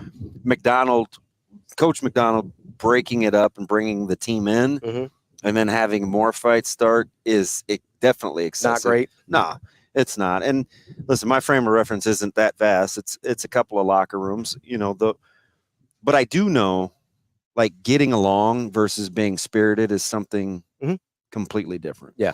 Right. You can be caught up in the moment and lose your composure. Yeah. And it's no big deal. Not a big deal. Yeah. But, I've also seen, one of my quarterbacks, walked around with a black eye and sunglasses during training camp in Charlotte because his right tackle punched him in the face. So probably not great. No, but I wouldn't make fun of guys having hyphenated last names either, right? If it's Roberto Garrido and he's to protect you and I'm Kerry Collins, I wouldn't put on some skit where I'm making fun of somebody's manliness. Right. you know what I mean? Yeah. So that team, as an example, there were several skirmishes, right? I mean, Barrow and Lathan, Lamar Lathan had a good one, and Wesley Walls in training camp. That was the infamous Ray Caruth year. So, like, sometimes there are telltale signs, but then often, I go back to, college where you could fight 3 times a day, right? And at some point, Coach Osborne would say, not another one, right? Yeah. Or guys would be running, and you could put the kibosh on it. But inevitably, there was going to be something that happened every other day. Well, and I don't know, like, we weren't a heavily penalized team, so that wasn't a discipline. It wasn't a discipline issue. Yeah. It was a competitive testosterone issue. That was going to be my next question. Was there has to be a certain amount that if you're a coach, right, that you're willing to deal with if you want to run highly competitive practices. Yeah, and what were they? That yesterday would have been day 14 of 16 for NFL. Yeah, for Seattle. Yeah, they're pretty deep. So they're in pretty deep. So I'm guessing they're sick of each other. Right. They just are. No, that's a real thing. It's a real thing. Yeah, you're just sick of each other. I mean, you're with each other 10 hours a day. Yeah, and you're literally going from. I think that's something that we sort of forget sometimes, is that, okay, these are people who generally think like you and I do in the most sense, where it's like, okay, I have to go from in 1 second trying to physically dominate this person to, as soon as the whistle blows, we're supposed to be cool. Yeah, and I don't that's hard to turn on and off like that. I don't know if I've ever felt like swinging my helmet at a guy. Yeah, that seems excessive. But, I mean, we're talking degrees of separation here, right? Yes. So I'm not knocking the hustle. Right. Because it's like, I'm not going to sit here and act like we haven't had some, like, flat out, melees. Yeah. So yeah, it's not it's not like this proud moment where it's like, oh, we would never. Yeah. I am definitely not on that soapbox, because there are some notorious ones, and people know not. And I've saw one of our offensive linemen, TJ Slansky, out of Kansas finest, got whacked over the head with a helmet. I mean, split wide open. Yeah. So I don't throw stones in a glass house, but I do find it interesting in an NFL training camp, which a lot of times is a lot less physical, right, than college, and just in general from a getting guys ready standpoint, especially as you're ramping it down for preseason games, which are a couple tonight. You got this weekend, so like we're rolling. I was a little surprised. It could have just been a lot about I'm sick of these guys. Yeah. Which is, I think, the other thing we have to again consider is, I know we talk a lot about how well like Nebraska gets along with one another. I guarantee you not every one of the 150 guys likes one another. Mm-hmm. That's just not possible. Yeah. Right? 100%. Like if you get that many people in a room, yeah. you are going to have a handful of guys that are not huge fans of one another. Oh yeah. And for no other reason than just like, they don't have a lot in common or their personalities kind of clash. Like it's not like you're not going to be for everybody. There's always the try-hard, the brown-noser, the do-gooder, the contrarian. I mean, those. Yeah, it's just a microcosm of like. I mean, if you've ever worked regular people, if you've ever worked anywhere, you're not going to like all your coworkers. Like that just is what it is, right? And so it's I think there's a lot of things that we forget about in this, where there's like, hey, there's a human element here. It seems like 5 was excessive. It especially. You brought up a good point with McDonald and having them like come together and then there still being more fights. Yeah. That was where I was like, maybe that's not great. He may want to send them in, but he also may have felt like that's what they wanted to. They wanted to be sent in? Yeah. Yeah, that's fair.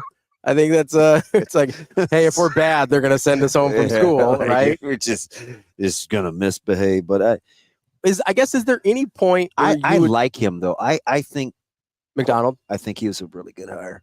I can't wait to watch this play out. Would there be any point where you would be concerned, or would you have to see it?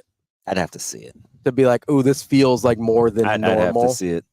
I mean, there are some guys, D'Angelo right? Hall. Like there were just some guys that notoriously were going to fight. Yeah, and that was just their personality. But there is a point where you wouldn't love it, right? Where you're concerned about what's happening in the locker room. 100%.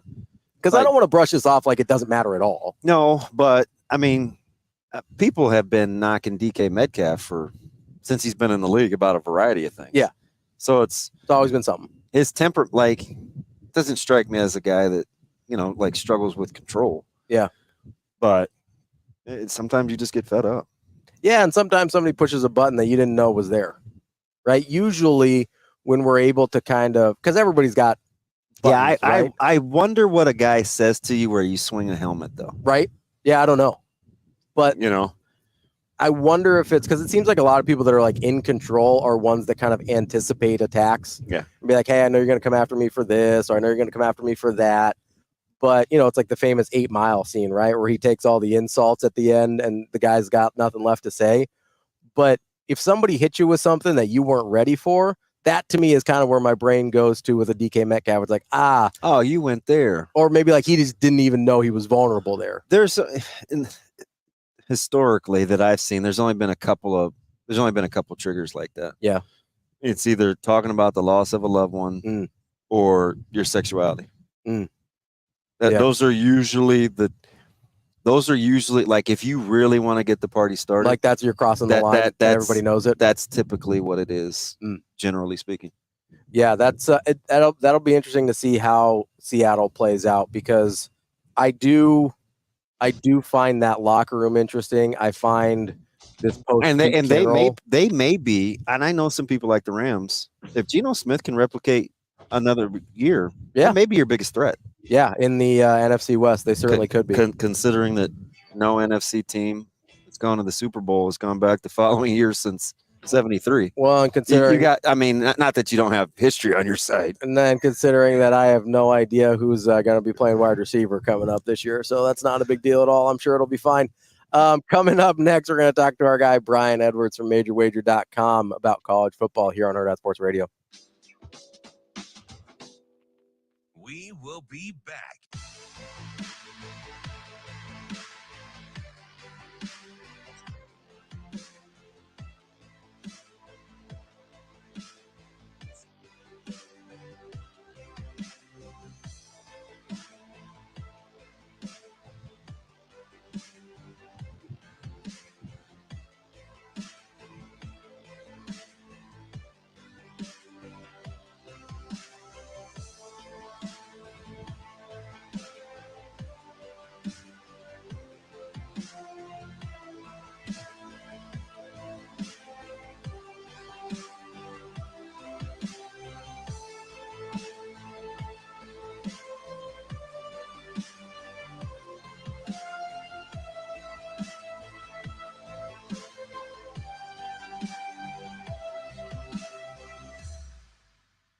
We will be back.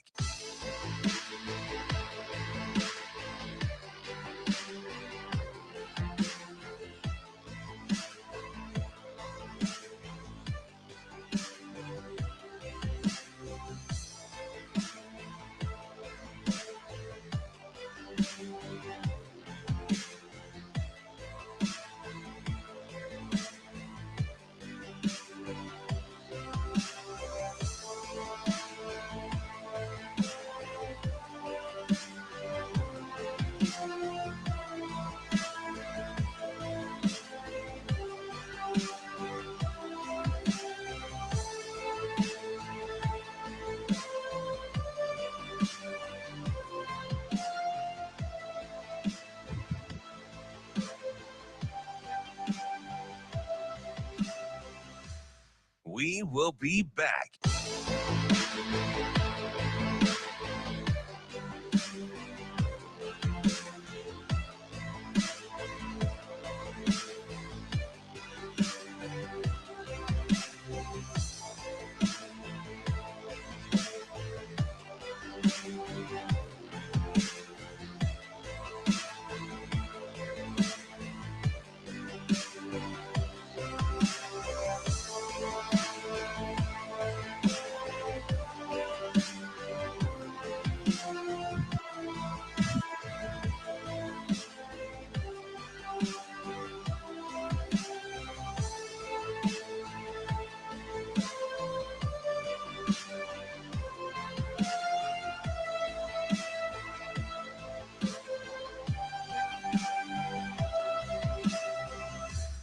We will be back.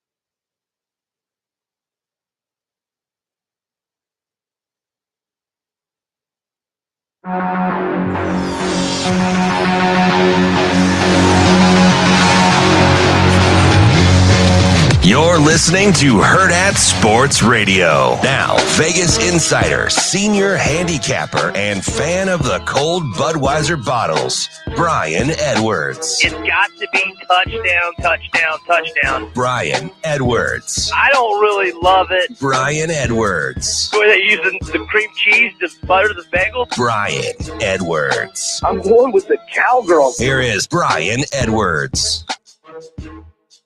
Wrapping up hour number 2 here on Hurrdat Sports Radio, AM 590, ESPN Omaha, ESPN Tri-Cities. That's DB. I'm Ravi Lulla. We are joined now by Brian Edwards of MajorWager.com. What's up, B?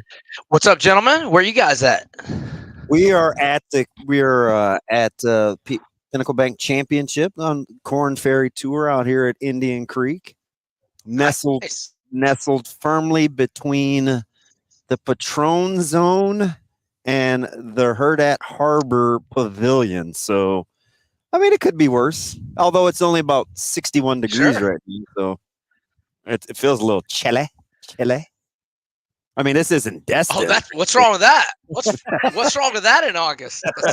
Low 60s in August sounds wonderful. I can't wait. I'm ready to get high school football started too. So I'm pretty excited. Nice. B, let's hop right into some of the teams that we were talking to you about this week. I wanted to start with Washington. This is a team that kind of fascinates me for obvious reasons. They lose their head coach. They are moving into a new conference. They are losing Michael Penix. This is a very interesting team, and their win total is kind of just felt like they threw a dart in the middle of the board and landed on 6.5. How are you feeling about Washington this year? Okay, so first off, just personnel-wise, they only have 27 players returning. Now, Jedfish did do a good job in the transfer portal. They got the number 11 transfer-specific class, 28 transfers. 7 of them are 4 stars. 10 of them are from Arizona, so obviously, familiar, with their schemes. Only 4 starters back on defense, 2 on offense. And so FanDuel, you're right, or obviously 6.5, as you said, shaded to the under -132, the overs +104. So I might mark them 5-3 with 4 swing games. I mean, they should start 4-0. I mean, all 4 at home. Washington State and Northwestern, are not G5 or FCS teams, but I think Washington will be favored in those games. Now, at Rutgers is a very tough game. I like Rutgers' defense a lot. I don't like their quarterback, but I like their defense and their running back a lot. Michigan at home, I've got that marked a swing game. At Iowa, I have a loss. At Indiana and USC at home, I have those marked swing games.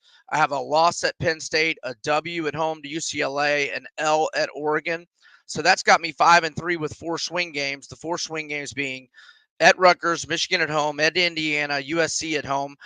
I mean, I think they can go 2-2 there. So, gun to my, it's not a play of mine, but if gun to my head, I'd probably lean over and you get a little small, not that it really matters, but +104 payout for the over at FanDuel.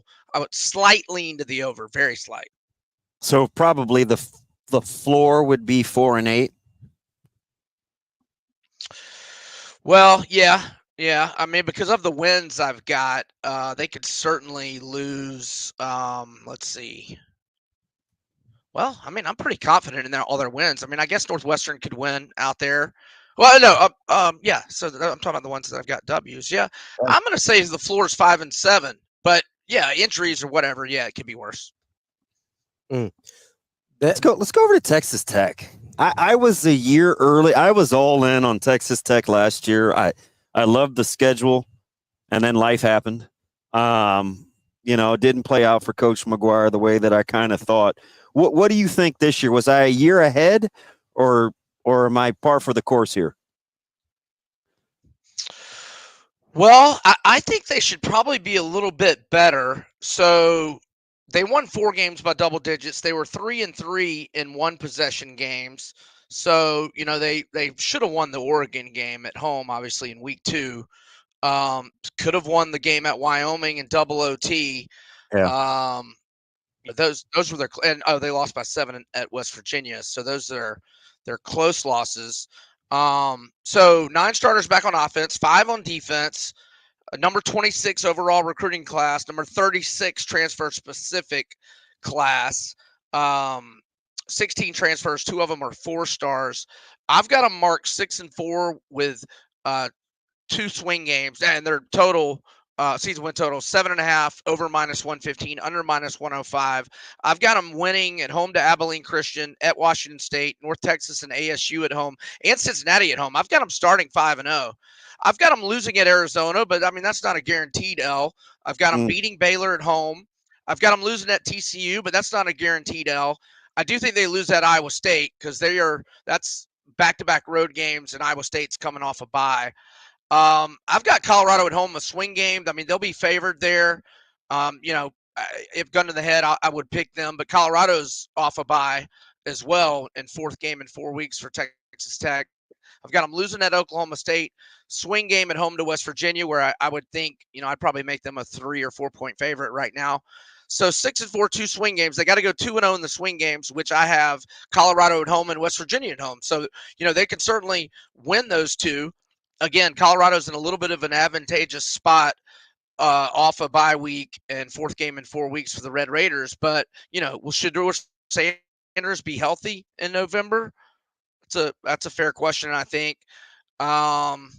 It's a pass for me, guys, on the win total. This is more along the lines of Penn State in the opener, but you mentioned West Virginia, and I know we don't have them. We may get to them next week. They're dynamic at quarterback. West Virginia may be a thorn in the side for some people this year. I think they may be flying under the radar. I agree. I mean, I like Garrett Green a lot. I mean, they go 9-4 last year. They only lose 19 Letterman. They've got 37 Letterman returning. Yeah. As I am, man, my first Phil Steele mag has just come all apart on me. So I'm having to transfer all my notes to my new Phil Steele mag.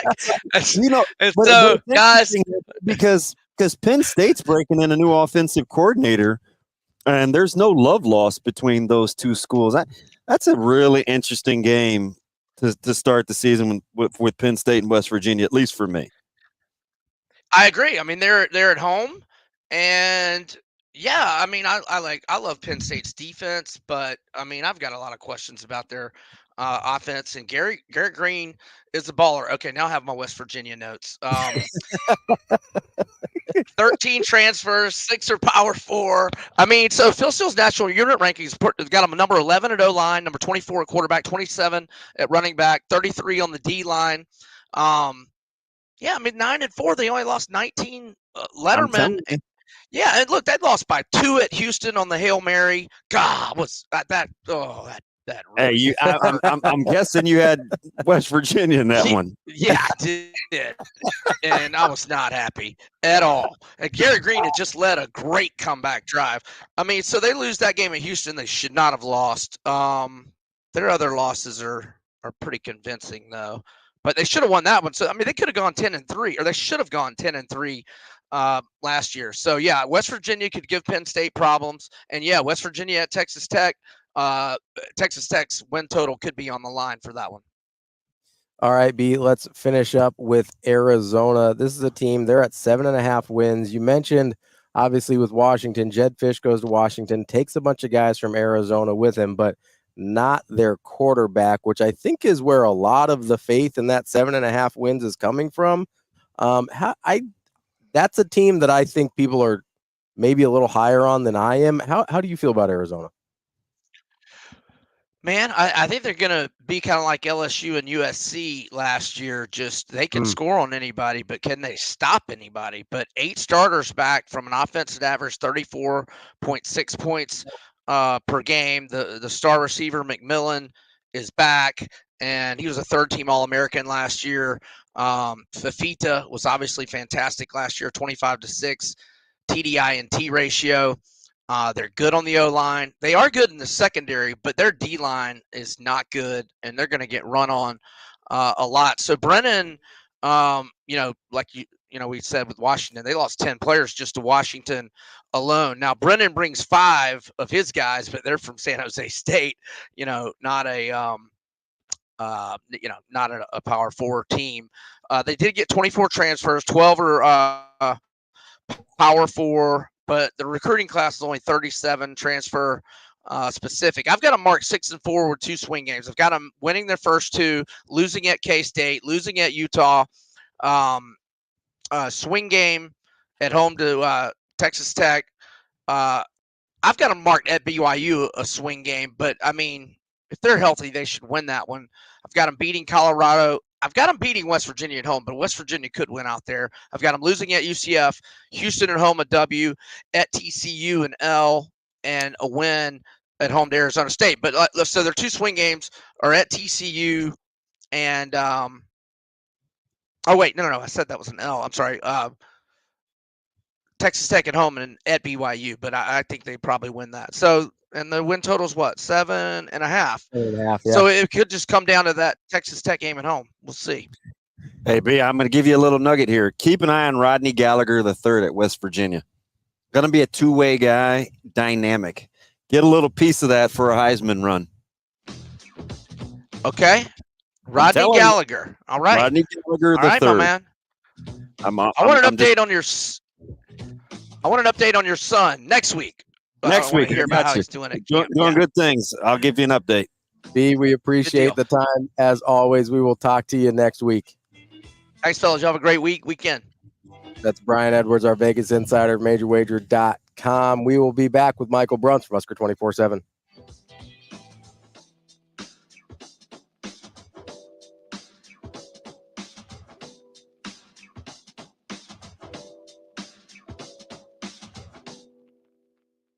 We will be back.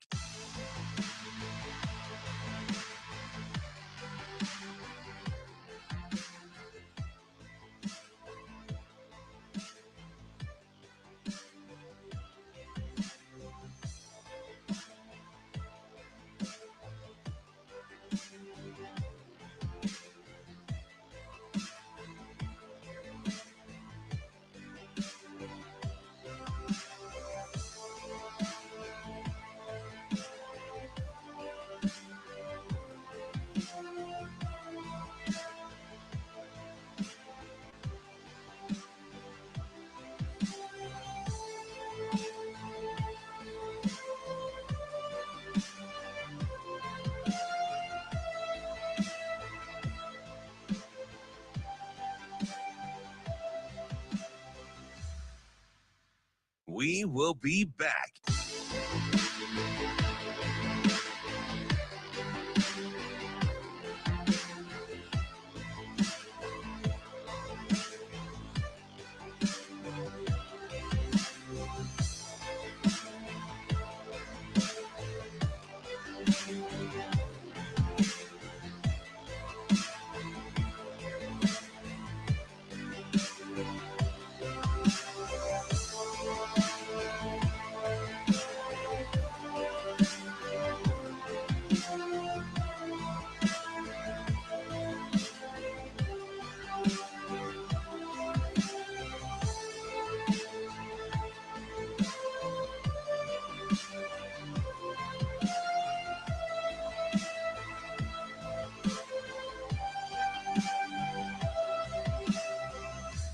We will be back.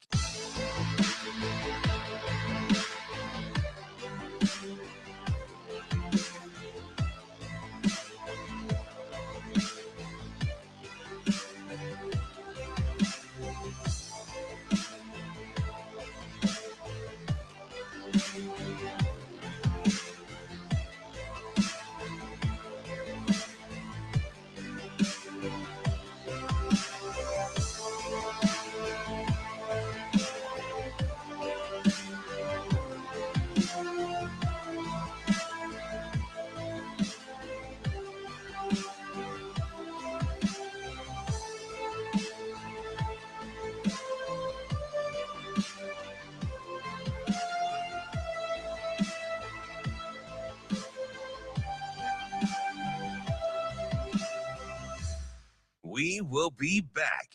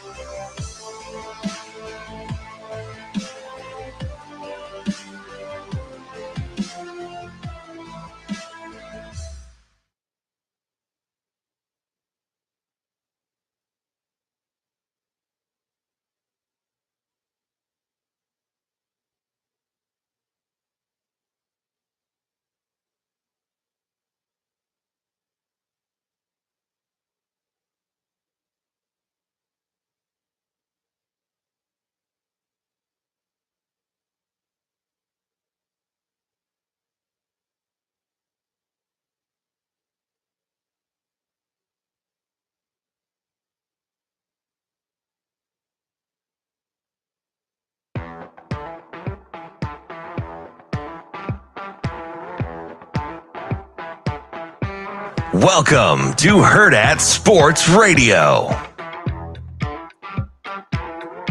Kicking off hour number 3 here on Hurrdat Sports Radio, AM 590, ESPN Omaha, ESPN Tri-Cities, KFOR in Lincoln. That's DB. I'm Ravi Lulla here at the Pinnacle Bank Championship. If you're heading out here too, remember, keep your eyes focused straight ahead. Your job as the driver is to drive. Don't get distracted. Save the distractions out here on the golf course.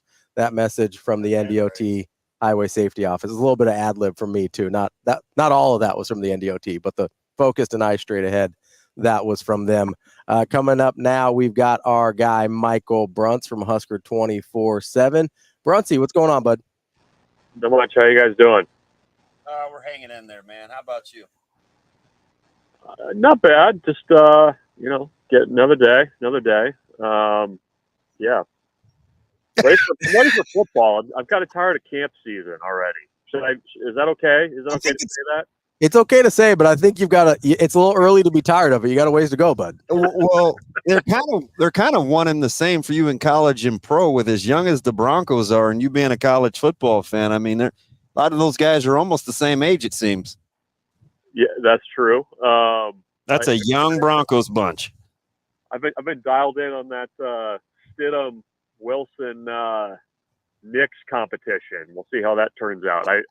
I've got people close to the situation telling me that it's strongly going to be Knicks. So that's there's that. Is it Parker Gabriel? Is he the guy close to the situation? I text him a lot about that. Unfortunately, I have his number. Unfortunately for him, I have his number, and he continues to respond. So that's just an invitation for more questions. Can you believe Wilson is as bad as he is? I mean, it's incredible to be that talented. Yeah, I mean it's. There's guys in the NFL that he's not the first. So there's 100%. there have been others who have blazed that trail before. But yeah, I don't know what the thought was there. I mean, that's a reclamation project if there ever was one. I mean, I get the thought if you're Denver, right? You're like, he's a guy with a lot of talent. Let's throw a waiver at him. Like, let's throw a flyer on him. What I don't understand, I understand that more than I understand maybe being like, yeah, Bo Nix is the guy. Let's do it. Well, I mean, Denver's always been a fan recently of guys with perceived high ceilings and really low floors, so it kind of tracks. But yeah, I don't know. I'm already like, I'm gonna go get like a Costco size, like not even a container, but like a bucket of Rolaids for this football season. Like that's what I'm doing. I think Peyton is on the verge of being one of the more overrated coaches in NFL history. I mean, when I go back and I listen to people that were to give up a draft pick and what would you pay to get Sean? I don't know, man. Like, for me, this is a huge year for him. Yeah, I mean, yeah, it is. And it's the worst part is that like you basically have the other side of the coin in your division of like a team that like was able to find a quarterback, a team that has consistent offense, a team that wins regularly and has a coach that I think the narrative's changed quite a bit on it. It's disheartening is what it is.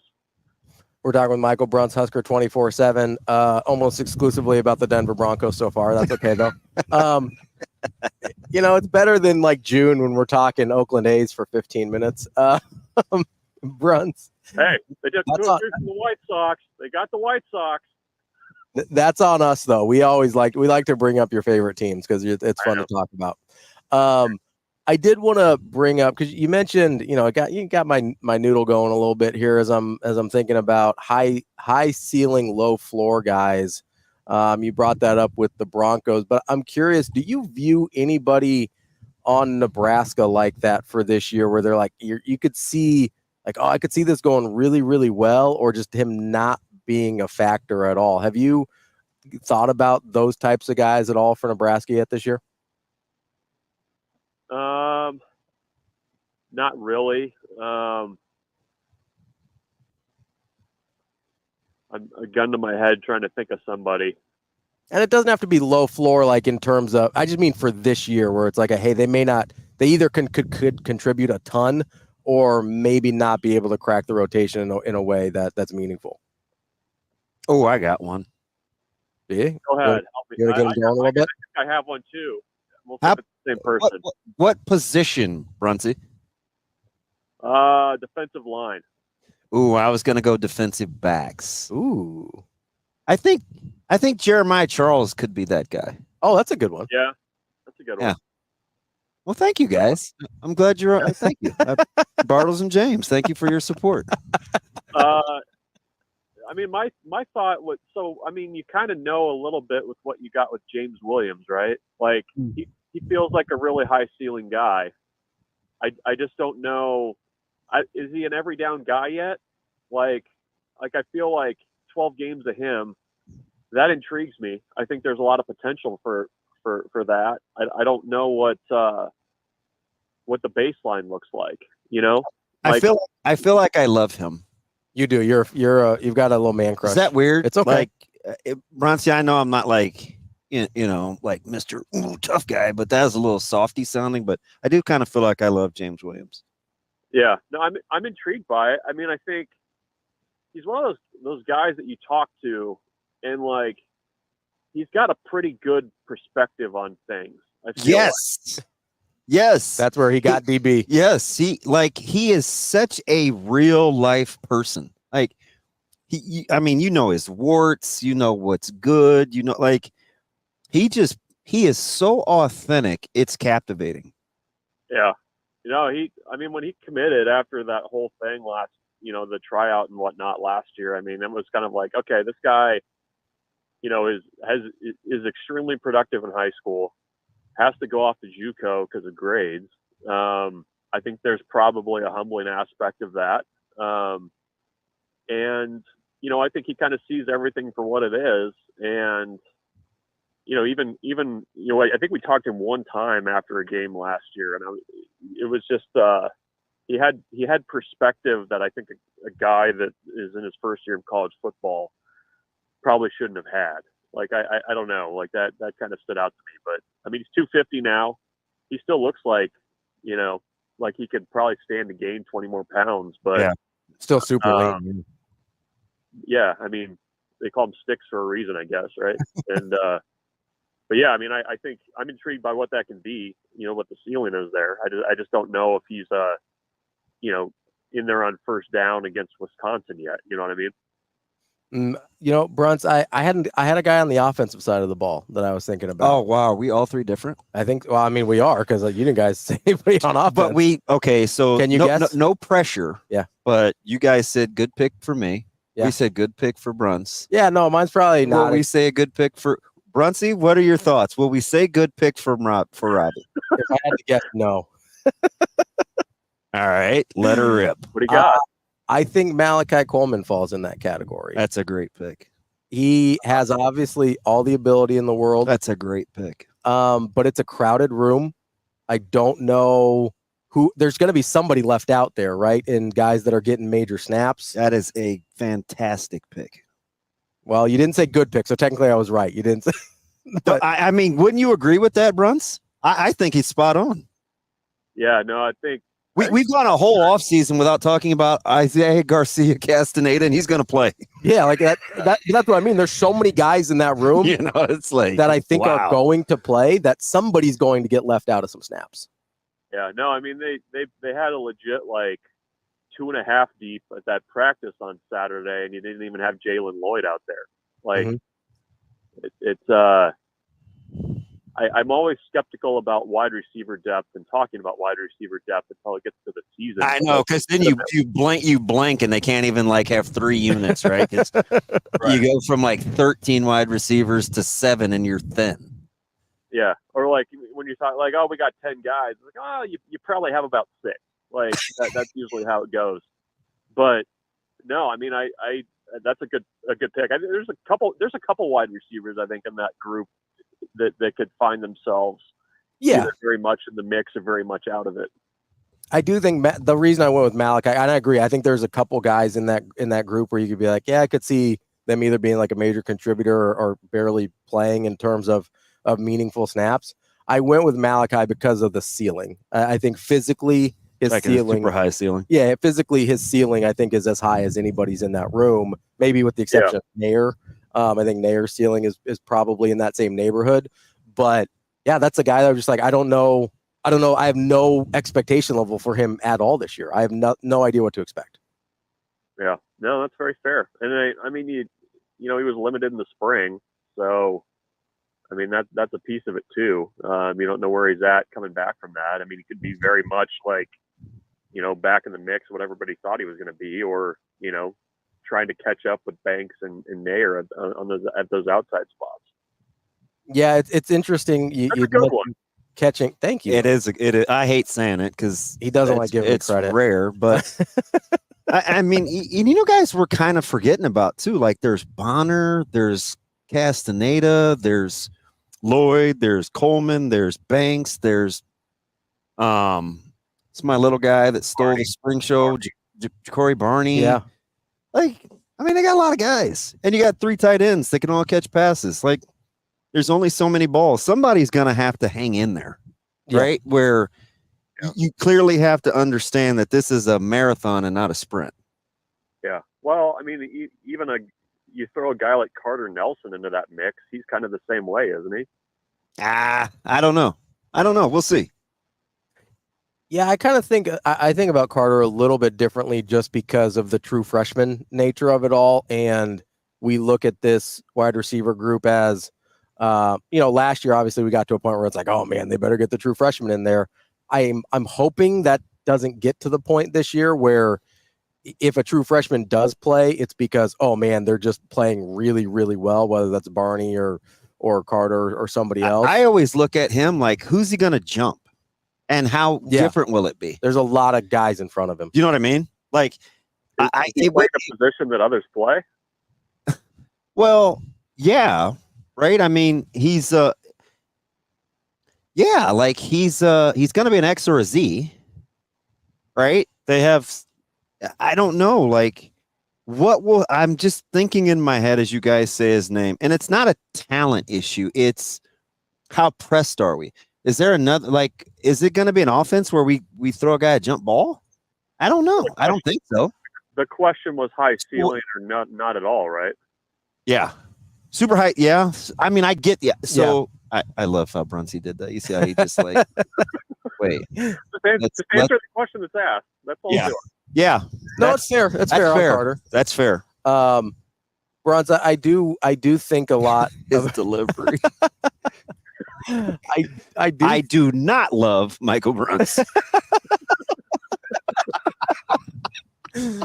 I do think there is some interesting stuff in that wide receiver room. I also think now the reason I didn't go running backs here is because I don't know, and I know I've been a hater, quote unquote, on this. Well, you guys are. I don't know that there's anybody in the running back room that I consider to have a terribly high ceiling. But I have no idea what to expect from any of them. So that's what, like, how do you read the running back room kind of? Not in the exact terms of that question, but in terms of what to expect versus likely having guys that are probably not going to contribute that we think that at this point we think may.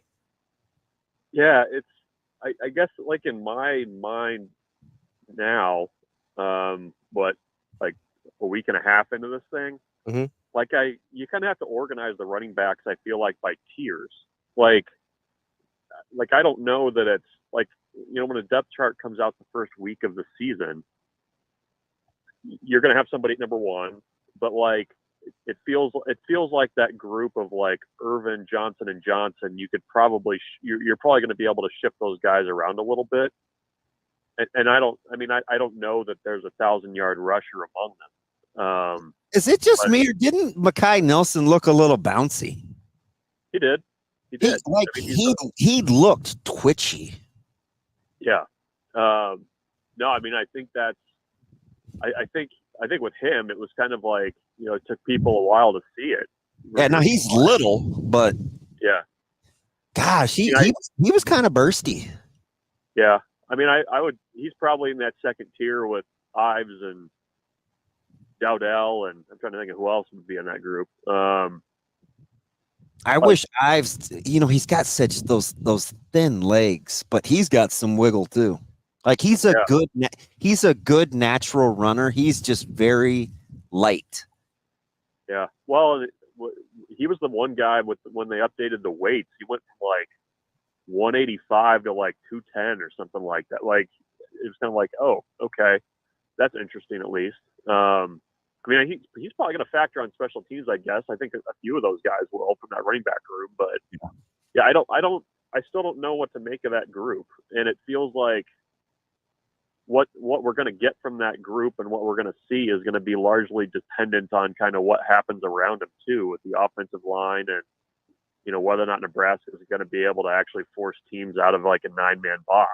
You know what I mean? So I bet you and Schaefer are a ton of fun at parties when you're talking about running backs. And then you guys invite Ravi over too, just for like really set it off. It's kind of like, I don't know. I mean, I'm going with what I've got in the past, and I mean that's a group that needs to kind of stand up and be counted. I think they can be. They're going to have to be, because I don't think they're going to run the quarterback nearly as much as they did last year, and that's okay. But I just don't. I don't know. You're kind of Hattiesburg this. Like you're kind of creating a 1,200-yard rusher in the aggregate. Fabio. Yeah, that's a T-shirt. There's like a handful of people that know what he's talking about. And most of them are at this table right now. That is definitely a T-shirt. Bruntz, how fluid do you think those first and second tiers are? Because I know, I know some people are going to hear you put Dowdell in that second tier, and it's going to give them a little indigestion. Nah. I'm with you. No to indigestion or no tears. I'm with you, Bruntz. Because I kind of disagree with what Ravi said, because I think after the spring game, because we're quick to rush to judgment. We're like, oh yeah, he's not fast enough. I don't like that guy.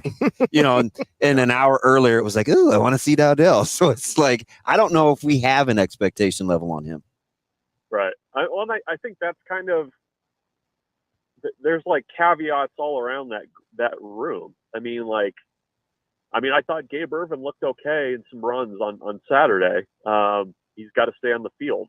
Ramir Johnson's kind of the same way. And, both of those guys have never, really kind of made it 100% through a full year yet.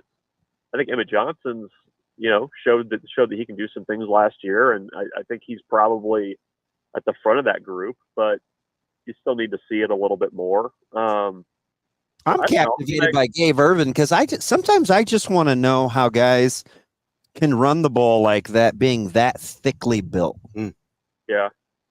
That's kind of a medical wonder for me. I'm just intrigued by it, because it seems like that would be incredibly difficult. So I always appreciate when guys are built like that and can still tote the rock. Yeah. No, I even think last year before he got hurt, I felt like he was kind of trending in a positive direction for the first time in his Nebraska career. So I don't know. I guess I'm not negative about that group. I think a little bit of healthy skepticism is probably just warranted, given the histories of a lot of guys in that group. Like I think they can find somebody. I think they can find multiple guys, but I don't know that that's going to be something that's settled, in stone by, in non-conference play. It feels fluid to me.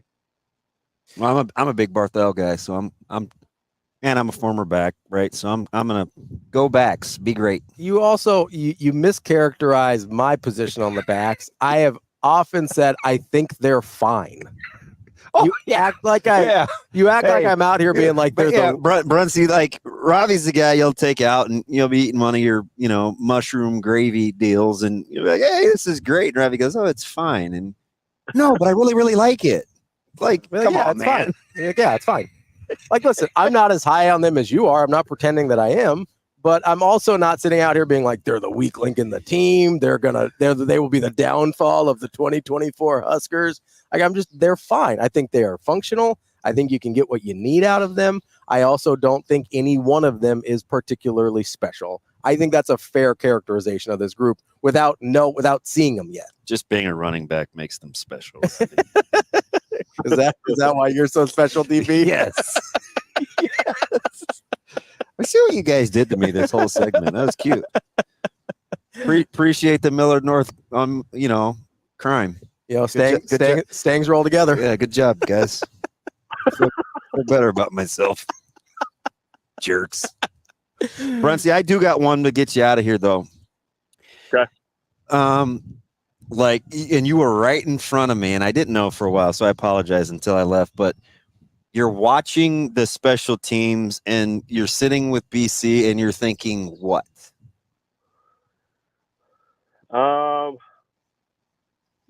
I'm thinking about a lot of one-score games. That's what I'm thinking about. Obviously, Tristan Alvano still wasn't kicking the other night. I thought the backup kickers, the guys behind him, actually looked okay to me. They both hit from the low 40s. I mean, that was okay.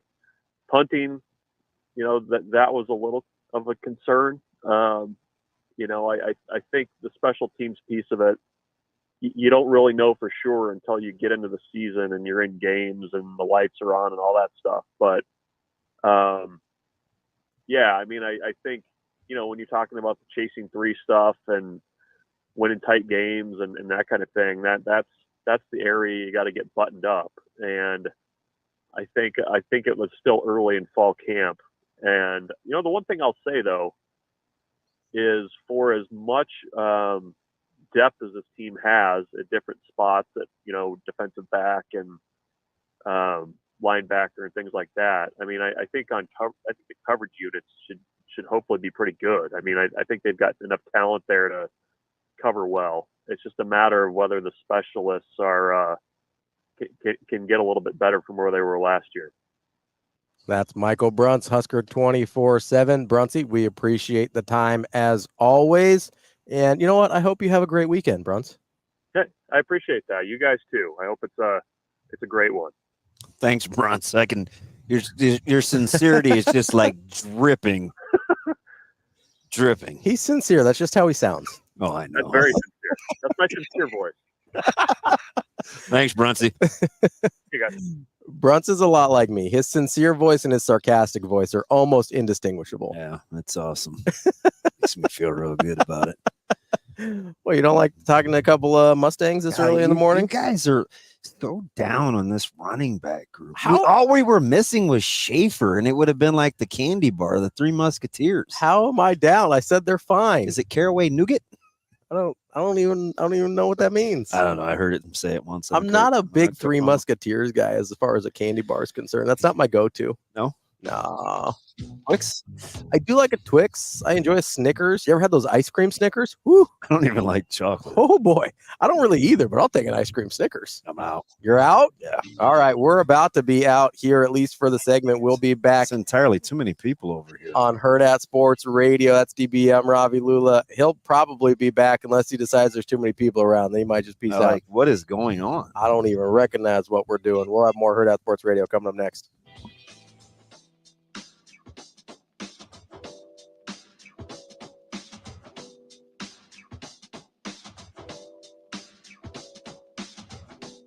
We will be back.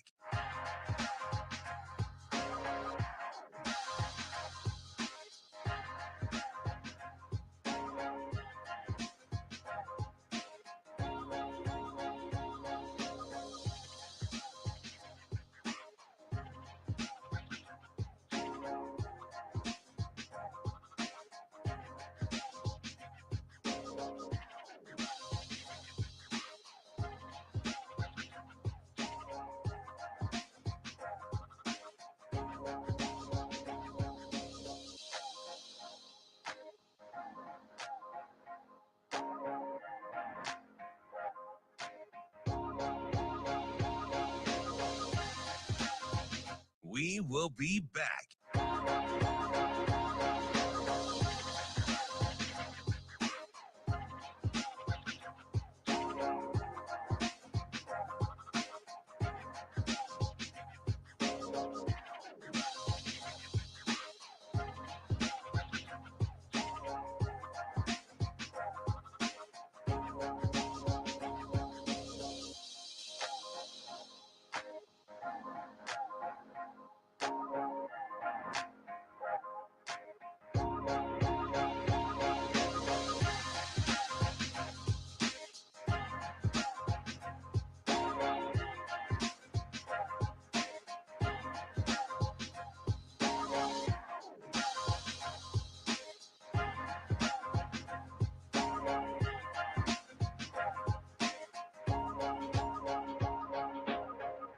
We will be back.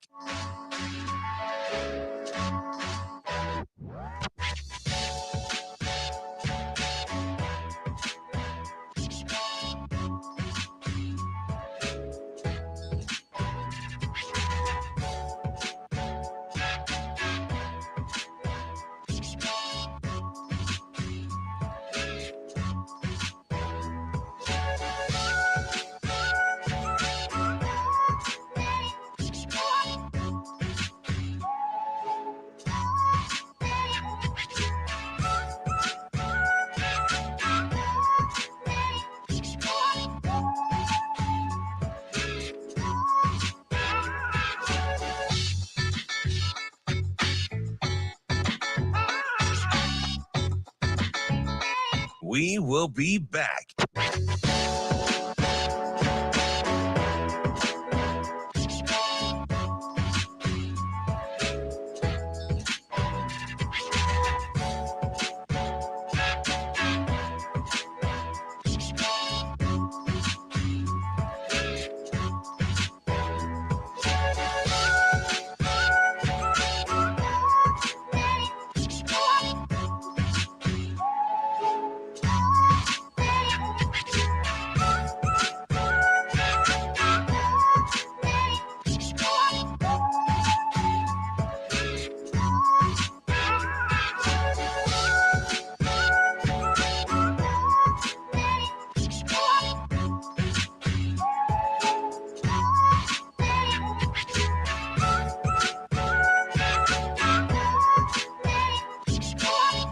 We will be back.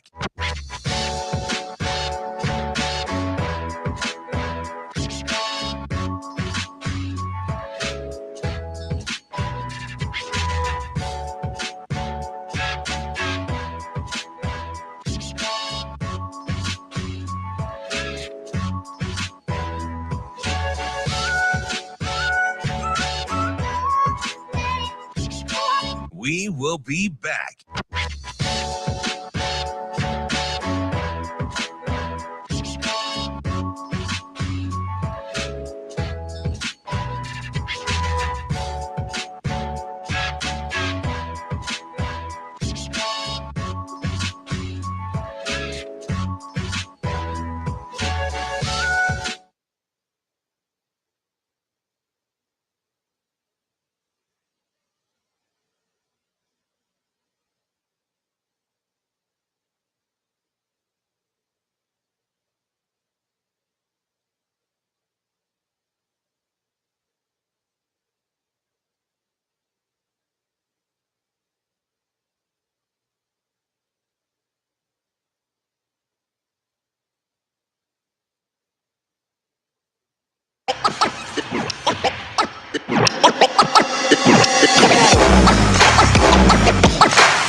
You're listening to Hurrdat Sports Radio.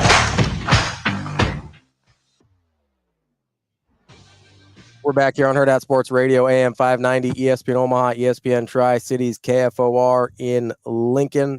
That's DB. I'm Ravi Lulla here live at the Pinnacle Bank Championship, where we are joined now by Brad Bauer. He is the regional president for Pinnacle Bank. Brad, how are you this morning? Great. Appreciate you guys letting me sit in and talk a little golf, talk a little community, talk a little volunteerism, and the cool things that are going on out here right now. Well, and during the break, talking a bunch of high school sports with our guy DB over here, you could get him going for hours on that. We have a lot of mutual friends. Yeah. Pretty cool. Somebody needs to go out and sell some ads. We'll just talk for the next 3 hours. Right? To heck with the rest of that stuff. Business. Right on. Well, Brad, let's let us dive in here. We were talking during the break here, and you mentioned how you've been helping out here at the Pinnacle Bank Championship, volunteering for a long time. How did you first get involved? And I guess kind of what's your role now? Yeah, it was pretty easy to get involved. I work for Pinnacle Bank. Our company, of course, is the name sponsor of the tournament. We're very proud about that. When the tour left Omaha for a while, I think Omaha missed it. A lot of people work for our company missed it. We knew what a great event it was for Omaha, so we were proud to help be a part of bring it back. And along with that, then, not only with some of the monetary donations we make, we believe in serving the community, helping the community. So I am part of helping getting a lot of our employees involved, getting to volunteer. So in turn, I get to walk the walk and do the same as well. But I've been part of the tournament since, this is our 8th year out here. It's been a great relationship with Pinnacle Bank. I've volunteered every year and have gotten involved with it and just look forward to it. It's unfortunate, right? You're bucking the trend. I don't know how unfortunate it is for me because I'm gonna end up liking you, but a lot of guys with numbers and banks and don't always ooze personality, right? But I watch.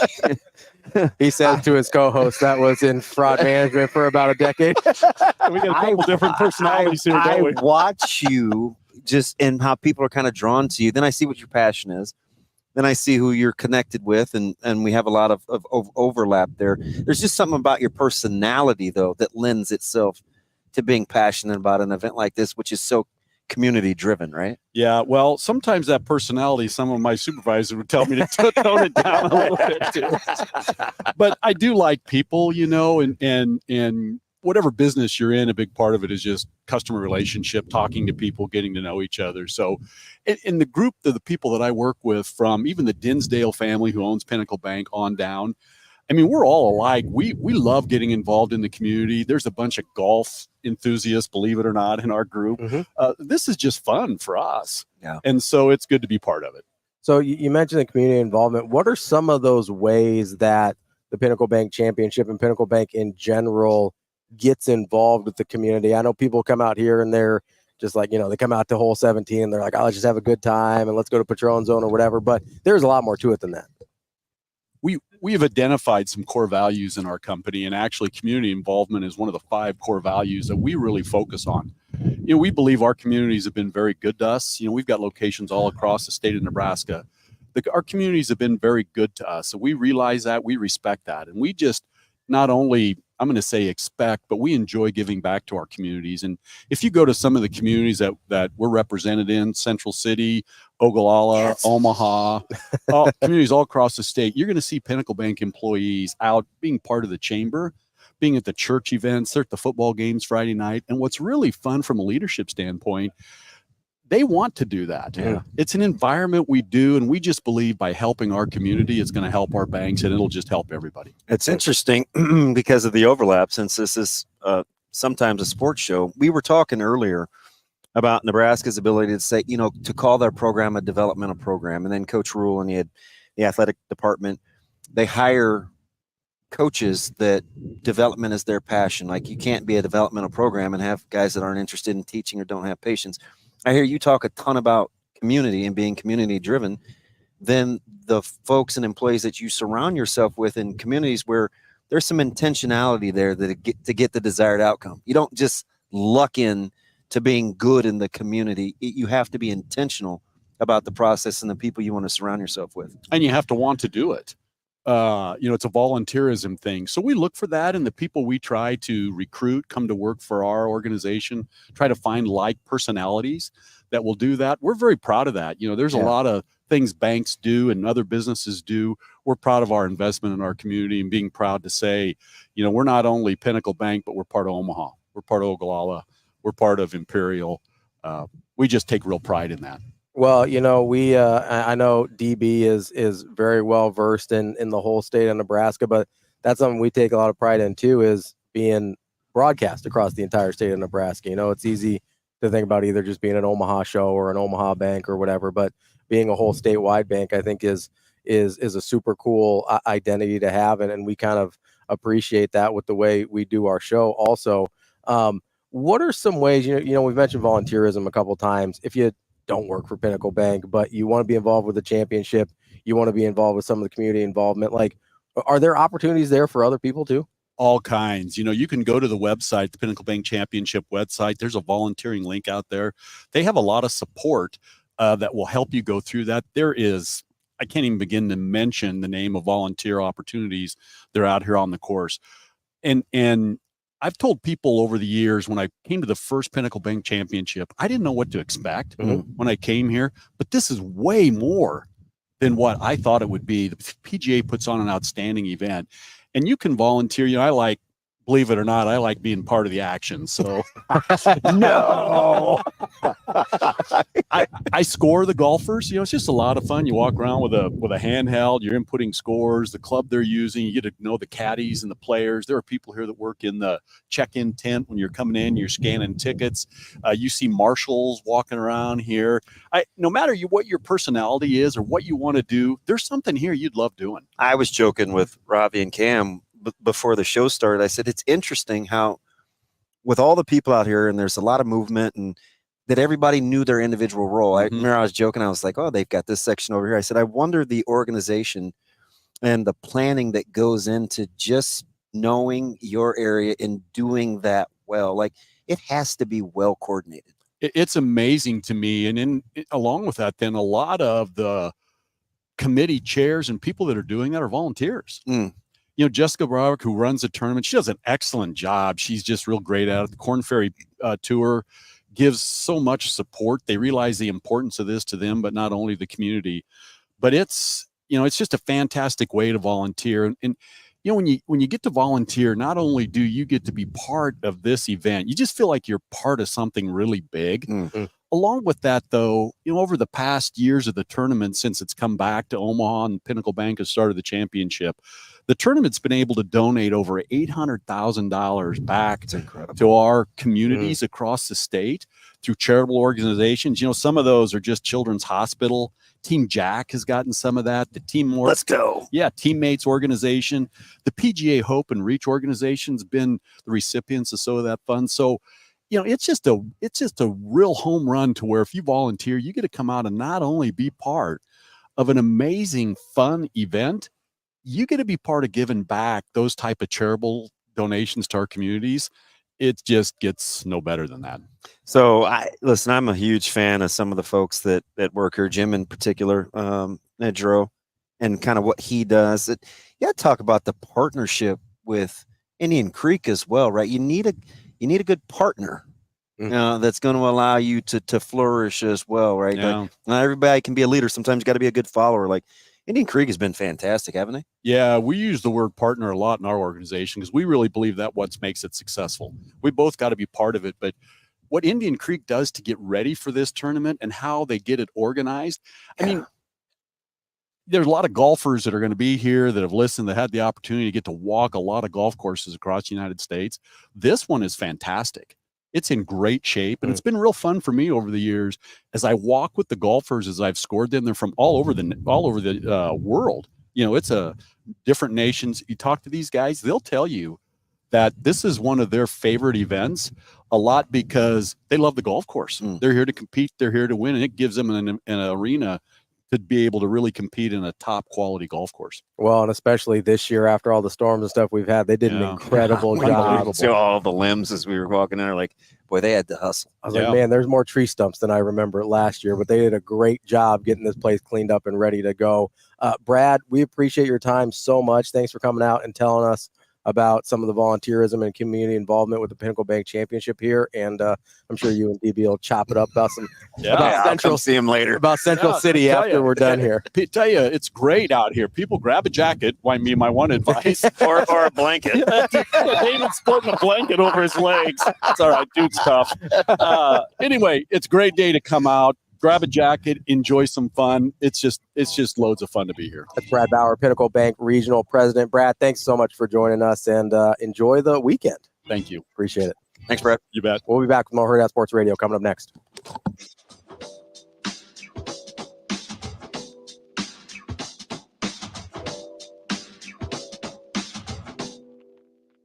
We will be back.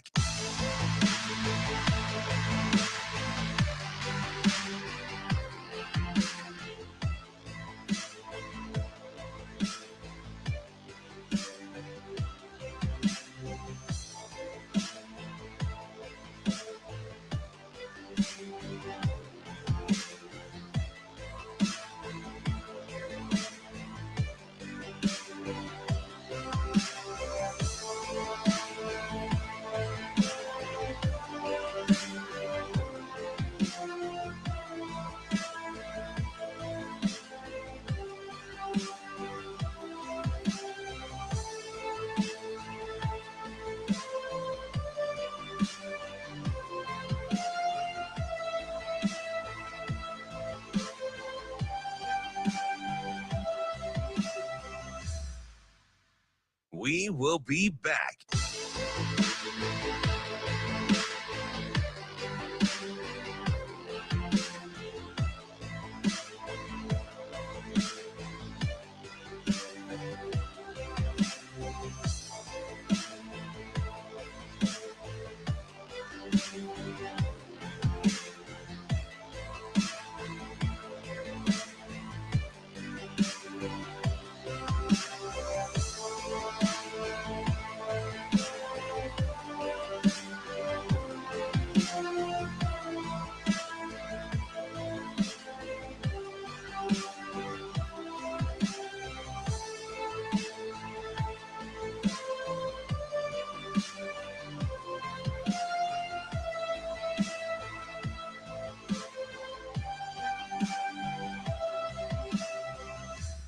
We will be back.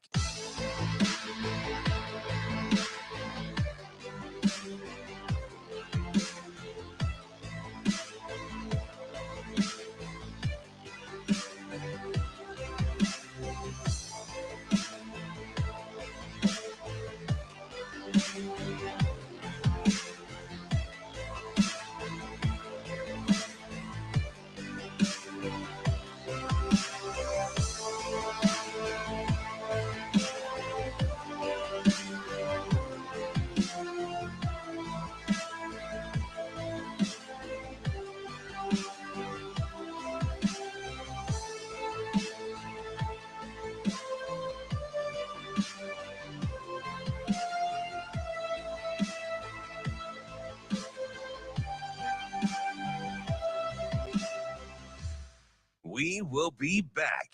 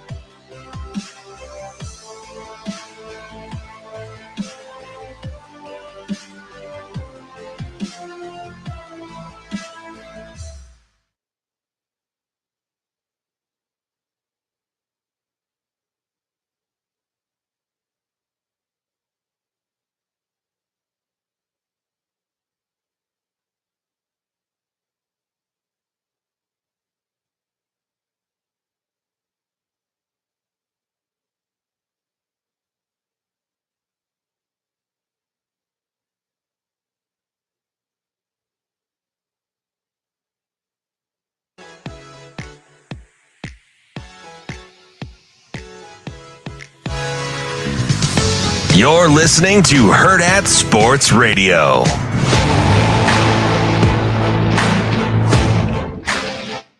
We're back here on Hurrdat Sports Radio, AM 590, ESPN Omaha, ESPN Tri-Cities. We're live on Twitter, Facebook, YouTube, and, of course, KFOR in Lincoln for this third hour. And we're brought to you by our friends at Lawrence Gardens. Make sure you get out to lawrencegardens.com to get tickets as they've got their garden games going on. DB and I were out there last week. He got dominated in badminton. It was rough for him as an athlete, but it's okay. He survived. That might be the biggest fib I've ever heard. One swing, Cam, and he's like, "Oh, I'm not playing with this guy." Really more of a tennis guy. That birdie flutters weird. I don't like it. But make sure you get out to lawrencegardens.com to get tickets for the Gardens. Go hang out and play some games as well. Joining us now is Robin Washut. Robin, how are you this morning? What's up, fellas? How you guys doing? Robin, how we been, bud? I didn't get a chance to see you Saturday, man. I was kind of bummed. How you been? Well, I saw you from a distance. You were up in the corner with your perch, and you looked like in full evaluation mode. I didn't want to bother you, so I kept my distance. Hey, at least I'm consistent, right? It's like every time you see me, it's not about the fraternizing. I'm trying to see what's going on. Yeah, if I'm at a game and I'm looking for Damon, I look for like the top corner where nobody else is, so he can fully get in the zone. Yeah, that was the Southeast Hoops. I when we watched Lincoln Southwest over there, I remember. I've got old habits die hard, Robin. Hey, you know what? Like I said, you got to be consistent, and don't stray from what's worked so far. So it's interesting. We tried not to have all these like crazy takeaways and, these sweeping, like, I don't know, big picture things. But one thing that I think is kind of consistent, and the coaches helped, and you wrote about it on Huskers Online, was Keona Davis and kind of his presence and the growth of Cam Linhart and old guys talking about young guys, man. How interesting was that to you how interesting was that for you? Yeah, I mean, the fact that he kind of, I think, was not really talked about all that much when he committed, because he was a late ad signing day commit, that before his commitment kind of seemed like he was trending away from Nebraska. And then all of a sudden things heated back up and, he joined in February. And so I don't think a lot of people didn't have a lot of time compared to maybe some of the other commits in that class to really learn about him and know what he's all about. But from the sound of things, especially if you listen to Terrence Knighton, things have been off and running with him ever since he got on campus. And from an athleticism standpoint, he's always had the tools. He's a 6'5" that did javelin, shot put, and he was ran the 100 meters, and then was the anchor on their 4x100 relay team in high school. And that was along with getting over 18 tackles for loss, about 8 sacks.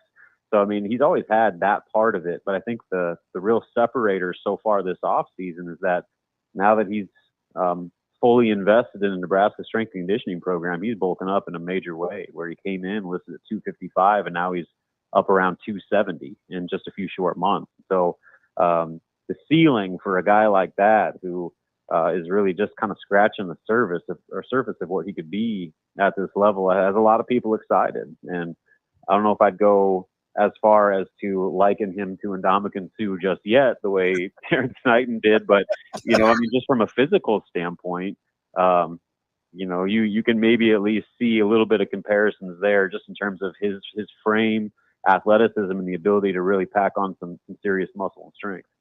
You can tell we've matured in the media. One coaching group can give a reference about a center, and it's the butt of the joke for 3 years, and that guy's in the NFL. This staff gives an incredible reference, and it's like, oh, I wonder if he can get there.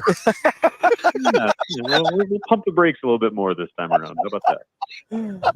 Robin, the way I took it, and maybe I'm trying to give him too much leeway here, as I thought he just meant he could look physically like Ndamukong Suh, not necessarily like, hey. I'm gonna wait till he plays a snap of college football. Top 3 in the Heisman. He's going to wreck people's lives for 2 years. We're talking with Robin Washut, Husker Online. Robin, I'm curious, though, on that defensive line. We heard Terrence Knighton say he wants to play 8, 9, 10 guys, or have 8, 9, 10 guys ready to play. But there's probably going to be some guys maybe on the outside looking in terms of the number of snaps that we think they could play. And I very well think Keona Davis might be one of those guys. Maybe they only want to play him the 4 games and preserve his red shirt. I wonder about a guy like James Williams as well. Have you thought about kind of the hierarchy of guys that could still be maybe pretty good and get left out a little more than we think?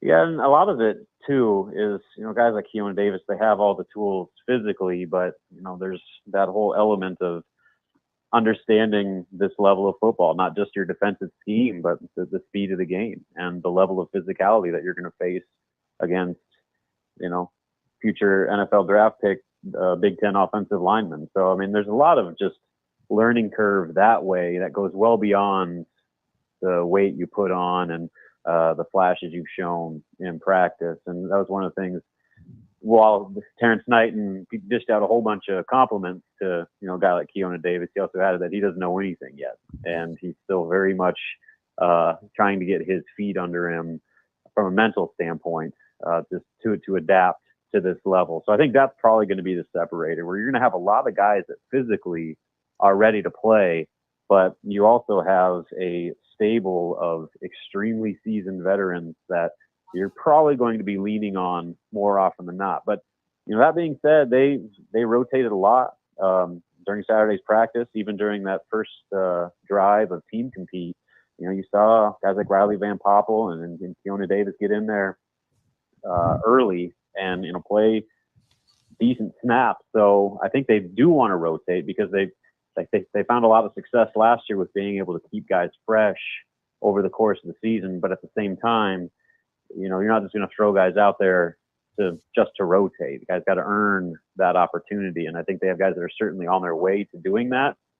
How many of them consist of that rotation is still very much to be determined. And probably it's going to be a deal where they might start with a big rotation early. And as kind of the level of competition and the intensity of each game pick up, they might pare that down a little bit and start leaning on the guys they know they can trust a little bit more. Now, Robin, unfortunately, Ravi asked a good question earlier to Michael Bruntz, so I hate to give him any sort of credit, but we were talking about kind of not boom or bust, but super high ceiling.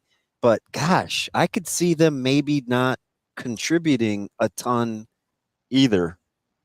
And we came up with guys like Malachi Coleman. I said Jeremiah Charles.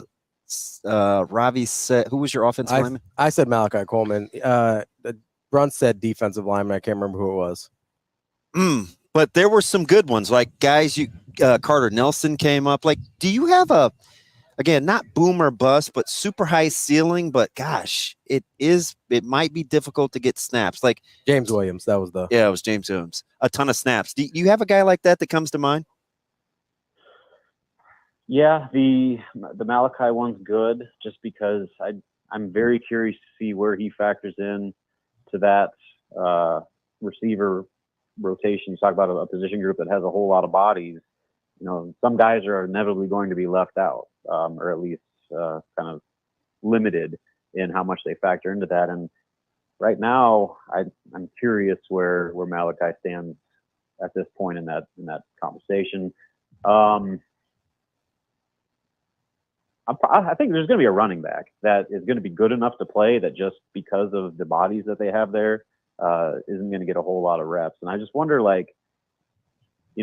Ramir and Emmett seem to be co-ones in that Saturday practice. Where does Gabe Irvin factor in?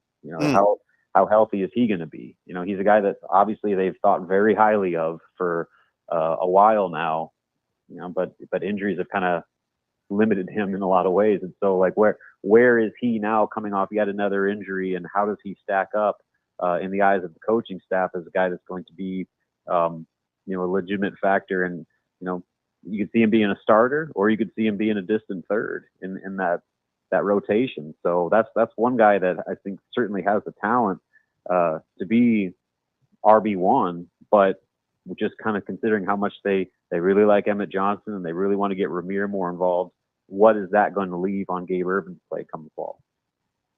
Robin, we've got just about a minute and a half here left with you. I didn't even get to hoops. We didn't get to hoops yet. We'll have to bring you back next week, Robin. But I do want to ask one more question about the D-line group.